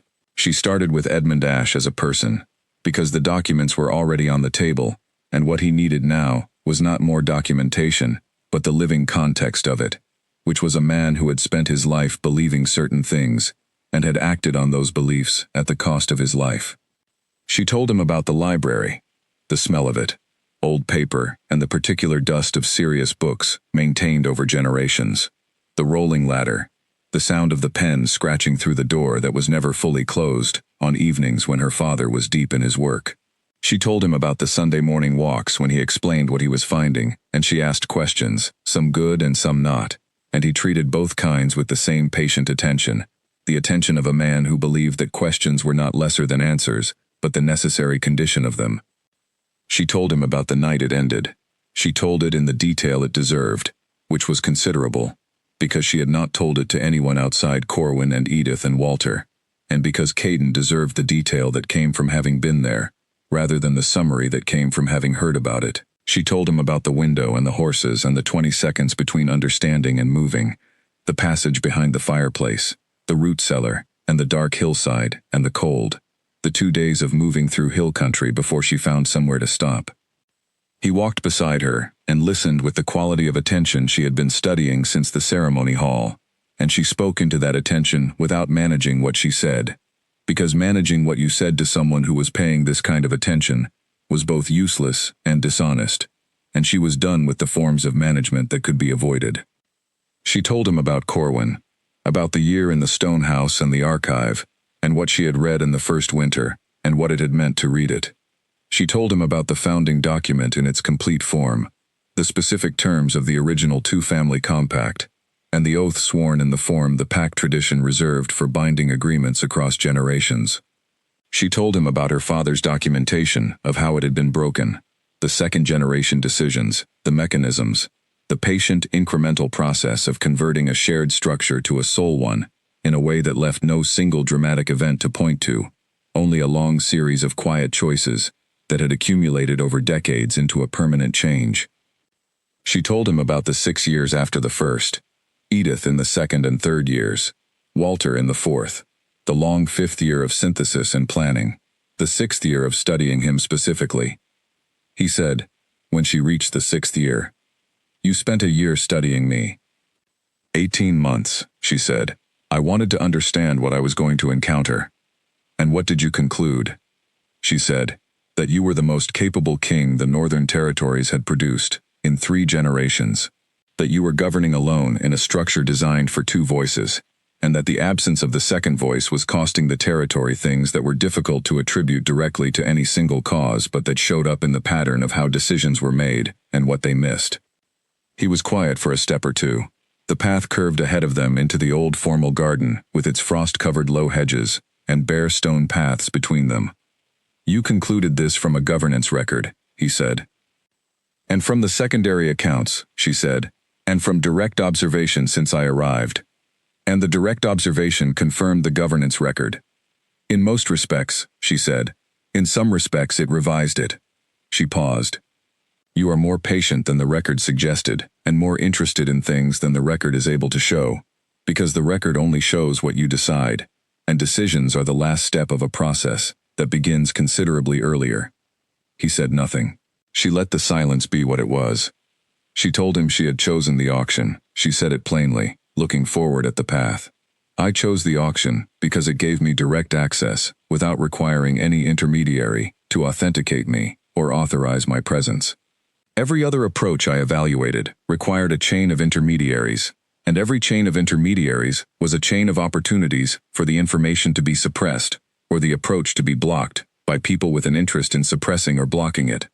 She paused.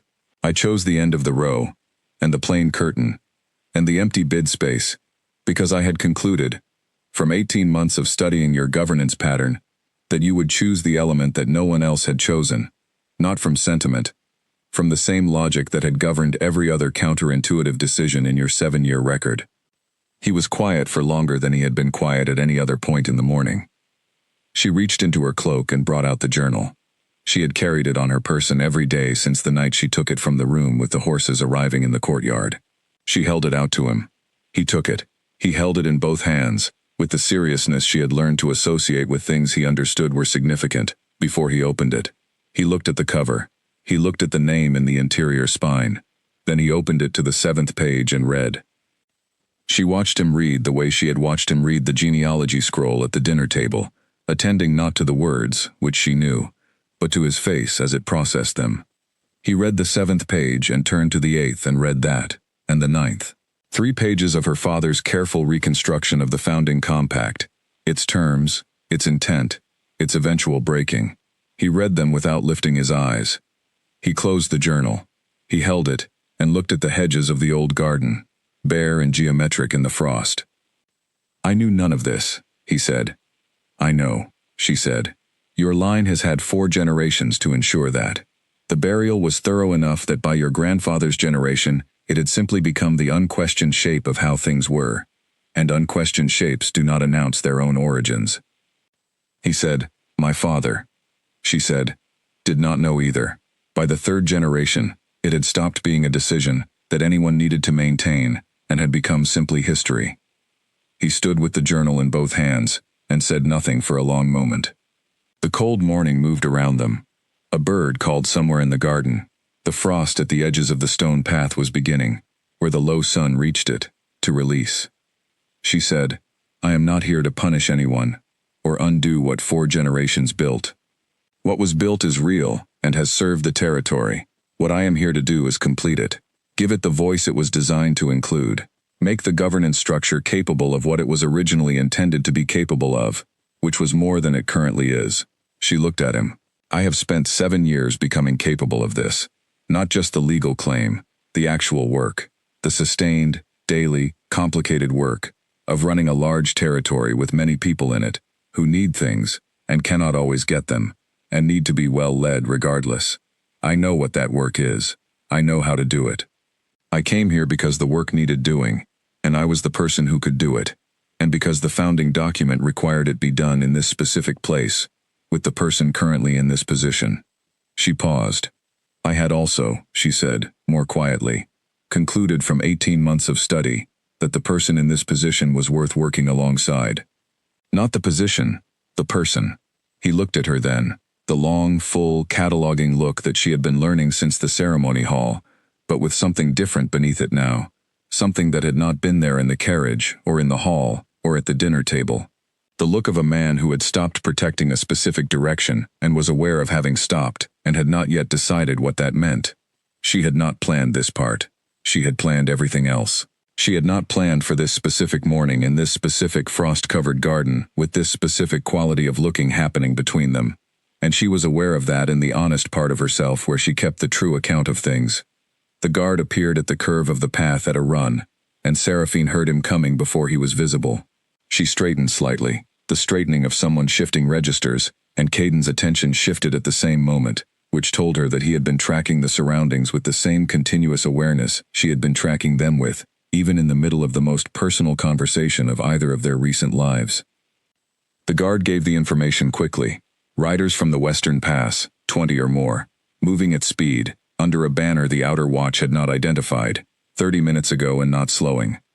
Caden gave the guard 3 directives in rapid succession, each one clear and complete, and requiring no clarification from the person receiving it. Then he looked at Seraphine. She said, "Western Pass connects to 4 territories. Dark red and gold is one of them. The Croft Pack. Their gold device is a tree. Croft has maintained formal neutrality for 20 years. This is not an aggressive action." She said, "But 2 years ago, I accessed several archive houses in the Western region during my preparation. I was looking for founding period documents. If someone was watching those archives closely enough, and has recently learned that I am here. They know what you have," he said. "And what being here means," she said. The cold morning was completely still. The guard stood waiting. Caden looked at her with the clarity of purpose that came into his face when he was not processing, but had already processed, and was ready to act. He said, "Come with me." She walked beside him as he turned from the garden and moved toward the palace entrance, and the guard ran ahead, and behind them, the frost-covered garden was still and empty and beautiful in the winter light, and neither of them looked back at it. She walked beside him as they moved through the frost-covered grounds toward the palace entrance, and she thought about the shape of what had just happened. which was not the Darnell arrival, though the Darnell arrival was significant. The shape of what had happened was this. They had been in the middle of a conversation, walking in the frost-covered old garden, and the conversation had been approaching something, and then the guard had arrived and they had shifted registers simultaneously, and without any discussion, and without any loss of the thing the conversation had been approaching, and now they were walking toward the palace entrance at the pace of people with a purpose, and the thing the conversation had been approaching was still there, unchanged, waiting. She had been in many high-pressure situations in the last 7 years. She had been in situations where urgency arrived in the middle of something else, and the something else had to be set aside for the urgency. And she had been in situations where urgency arrived and could not be set aside because the something else had become the urgency. This felt more like the second kind, though she could not have fully explained why. She thought about the question he had asked. You concluded this from a governance record. She had said yes, and from the direct observation, and he had said the direct observation confirmed the governance record, and she had said in most respects. And then she had said that he was more patient than the record suggested, and more interested in things than the record could show. She had said more than she had planned to say. Not untruthfully. Everything she said was true. But she had been planning to be more careful about the order in which she said things, and the walk in the garden had produced a different order than she had planned, because he was asking questions, and she was answering them, which was not a dynamic that lent itself to managed sequencing. You answered what was asked, or you managed it, and were less honest, and she had chosen honest. She thought about what she had said at the end, the part about the person in this position being worth working alongside. She had said that. He had heard it. Neither of them had said anything after it because the guard had arrived, and she did not know what he would have said if the guard had not arrived. She thought about the frost on the garden hedges, and the low winter sun, and the cold air with their breath showing in it, and the fact that they had been walking at the same pace without negotiating it. She thought about small things. She had been told by Edith, once, on an evening in the second year, when she had made the error of dismissing a small thing as small, that small things were where large things lived, when they were too early to announce themselves. She had not fully understood what Edith meant at the time.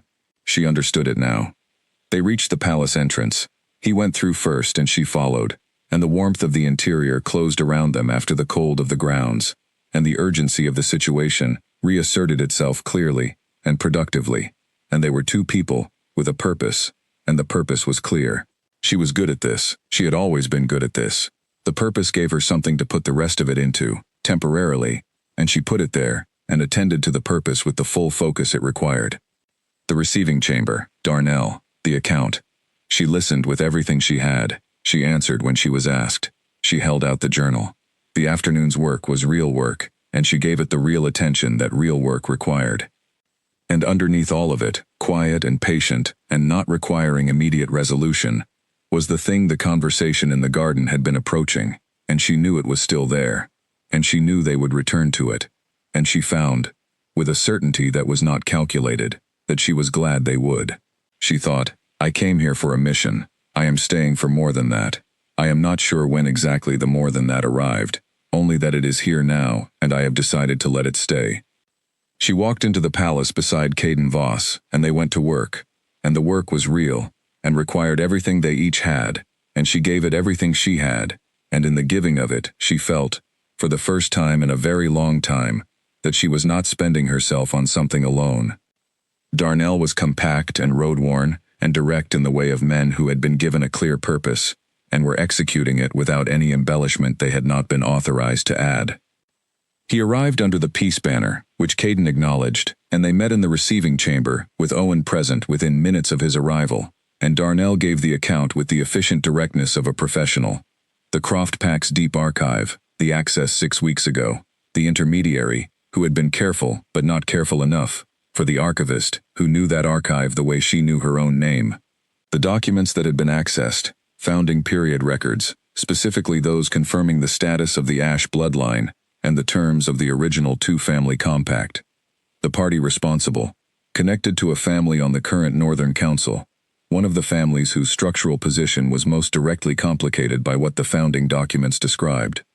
And the recent intelligence, the same party had learned that Seraphine Ashe had entered the auction at Unveil, and had been chosen by the Alpha King, and had a plan of response that was time-sensitive and not yet fully specified in what the Croft Pack's networks had been able to establish. Darnell said that the Croft Pack had been neutral for 20 years and intended to remain so. He said that remaining neutral required acting to prevent situations that could not be stood outside of, and that delivering this information directly was their way of acting. Caden looked at him across the receiving chamber and asked about the intelligence source. Darnell said reliable and would not name it. Caden said he did not expect a name. He said Darnell and his riders would stay the night and be taken care of, and he gave the logistical instructions for this in the 3 clean sentences he used for instructions that required no back and forth, and then he looked at Seraphine. She said the journal needed to move that night. Not the original. Copies. 3 of them. To 3 separate secure locations, Caden chose independently of each other. The original would go north, with the most reliable courier he had. To a location, only the 2 of them would know. She said this with the practical directness of someone who had thought about this contingency, and had a plan for it, and was implementing the plan. She reached into her cloak and held out the journal. He took it. He held it in both hands, the way he had held it in the garden, with the specific seriousness of someone who understood what they were holding in both its immediate and long-term dimensions. He said he would have 3 copies made before dark, and the original dispatched before the palace slept. He asked what additional documentation should travel with the journal, and whether she could write it. She could. She was already reaching for the notebook she kept in her bag. Owen came into the chamber within minutes of being summoned, with the capable bearing of a man arriving at a situation he has already partially analyzed. The 3 of them worked through the afternoon, with the specific efficiency of people who all understood what was at stake, and had the relevant knowledge to address it. She gave them the full account of the archive evidence, the specific documents, their locations, the chain of cross-reference that made each piece verifiable independently of the others. She gave them the names of 3 people outside Iron Peak who could speak to specific portions of the evidence if called upon. She told them what Corwin's archive contained and the channel through which it could be reached. Caden asked questions throughout. The questions of a man who received information completely before deciding how to use it, precise and unhurried, and proceeding in the logical sequence of someone building a comprehensive picture. She answered each one directly. Owen wrote and organized and asked 2 questions of his own that were sharp enough to confirm that he had been building his own picture for several weeks, and was now fitting the new information into what he had already assembled. The journal was copied by the 2 scribes Caden trusted most in the palace. The copies were sealed with his mark. The arrangements for each destination were made through Owen's channels. A message went to Corwin through the route she provided, with the specific information he needed and the instruction to maintain it safely until further word. At the end of the working afternoon, Owen left with his list of tasks, and Seraphine and Caden were briefly alone in the receiving chamber, with the last of the winter daylight coming through the windows and the fire that had been built for the working session burning down to a comfortable level. She said, "There is a council member who did not look at me during the briefing at dinner when Frederick produced the scroll." He said, "I know which one." She looked at him.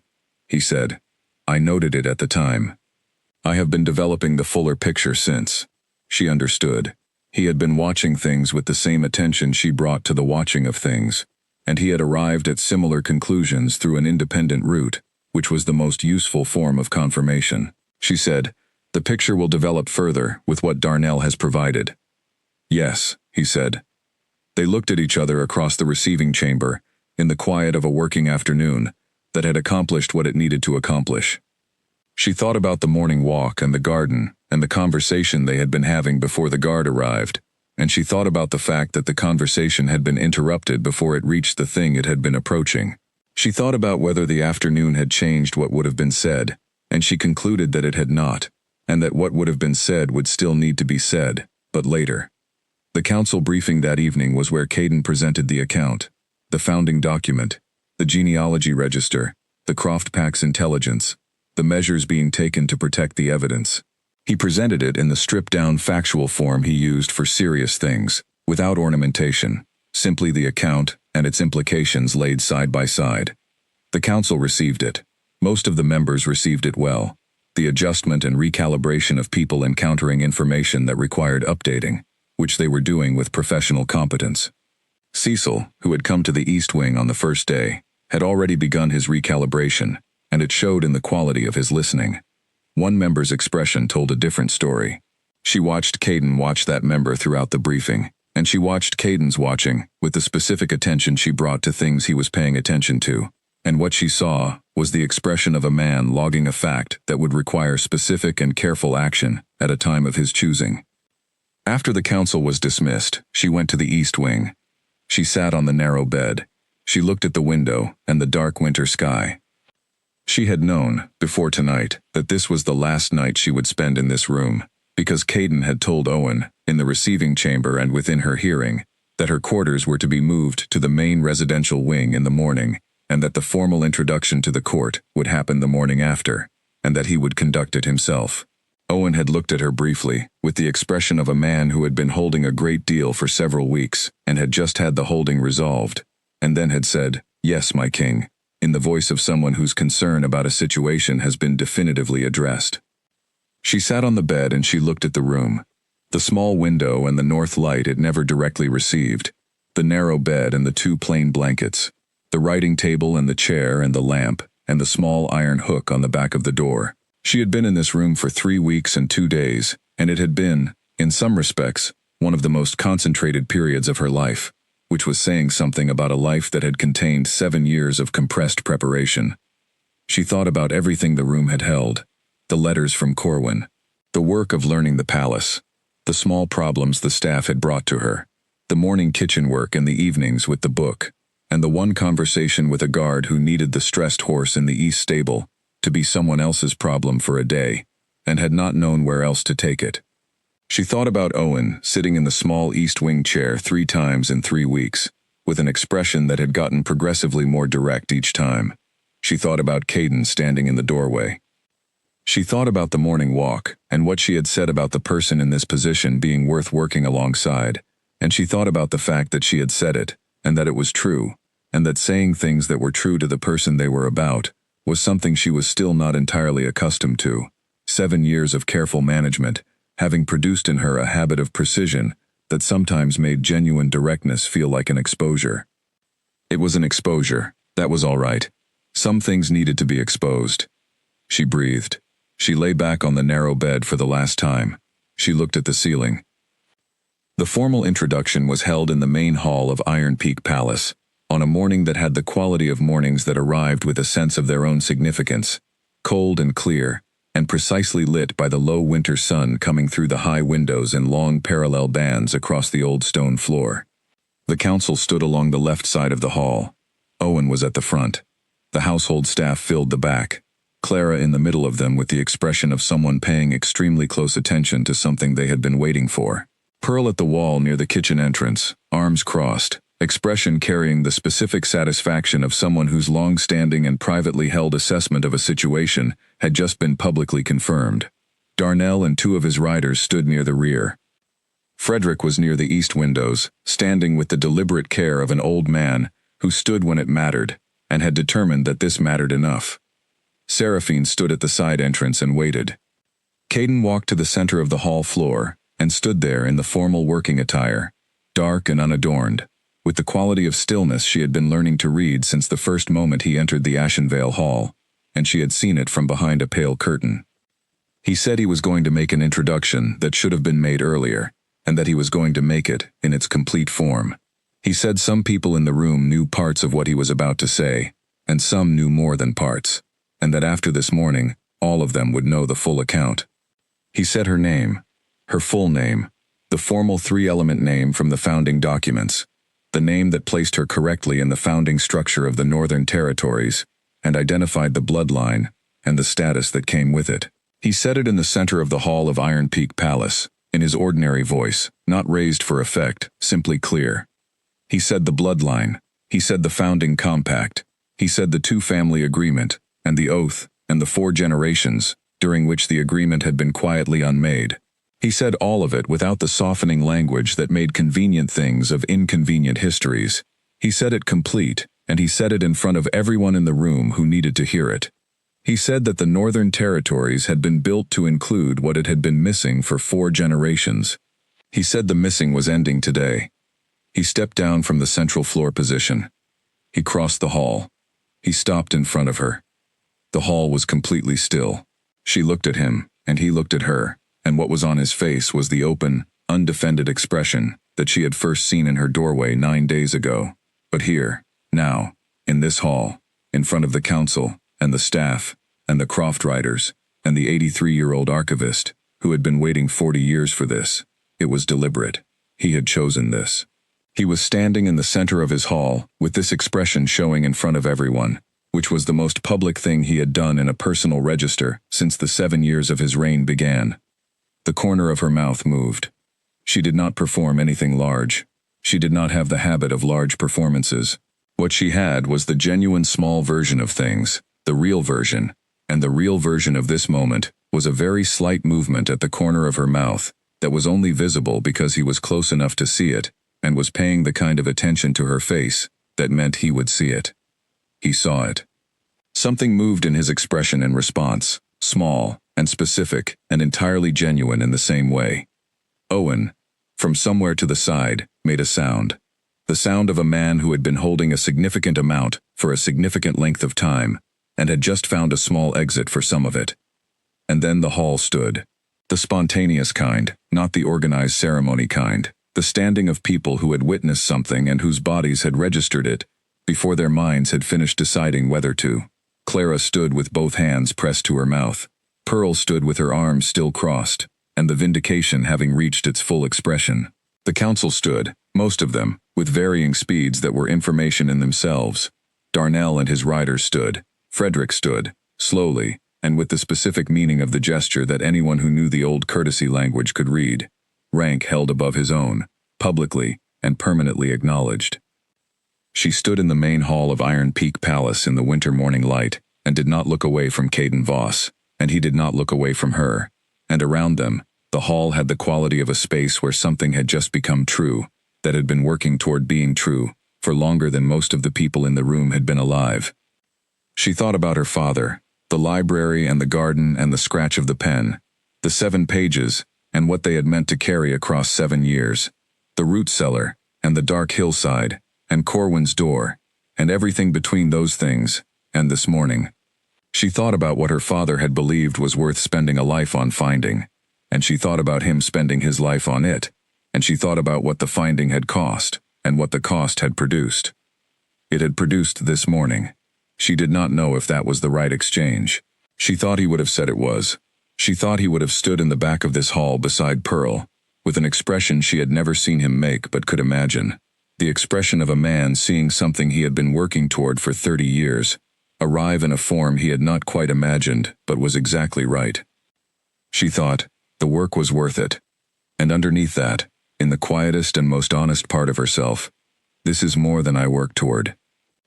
And underneath that, looking at the man in front of her who had stepped down from the formal position to stand in front of her, with his expression doing the thing it did when it was not being managed, I think I knew that was going to be true before I walked into the Unveil hall. I think I chose to do it anyway. In the decades that followed, the Northern Territories were governed by 2 people who understood the work of governance as work, daily and complicated and requiring genuine attention, and who brought that attention to it together, in the way it had been designed to be brought. The founding structure was formally restored. The eastern border was resolved. The archive was reconciled over 3 years of patient, sustained effort that Seraphine led herself. Her father's journal went under glass in the main library, and she read from it once a year, on the anniversary of the founding. The quality of the territory in those years was difficult to name precisely. People who visited from other places noticed it and mentioned it, and had difficulty specifying it further than a feeling of being in a place that was being taken seriously by the people responsible for it. The staff of Iron Peak moved with the ease of people who were not afraid to bring problems to whoever could solve them. The council worked with the productive disagreement of a governance structure, with 2 real voices at the top rather than 1. The border pacts maintained their obligations with the steadiness of territories that believed the people above them would be there tomorrow. These were the things the shorthand covered when people told the story of that reign. They called it the reign that completed things, and they meant all of those things, and also something larger, something that had to do with what happened when the person who had decided that need was a liability encountered the specific person who made him reconsider that decision, and what came of the reconsideration. She thought about it sometimes, In the library on the founding anniversary, with the journal open in front of her. The way the plan had been one thing, and the reality had been considerably more than the plan. She had gone to the Unveil Hall in a borrowed cloak with a name that was missing its most important component, planning to be overlooked, and to use being overlooked. She had been overlooked by every person in the hall, except the one she had needed to overlook her in exactly the right way. And that person had walked the full length of a curtained row past 22 other candidates, and pointed at the last plain curtain at the end of it. She had known he would. She had not known, when she planned for him to, what it would feel like to watch him do it. She had not known what it would feel like to watch someone choose you, specifically and deliberately and in public, after you had spent 7 years arranging to be overlooked. She had thought about that for many years and had never quite finished thinking about it, which was, she suspected, approximately how it was supposed to be.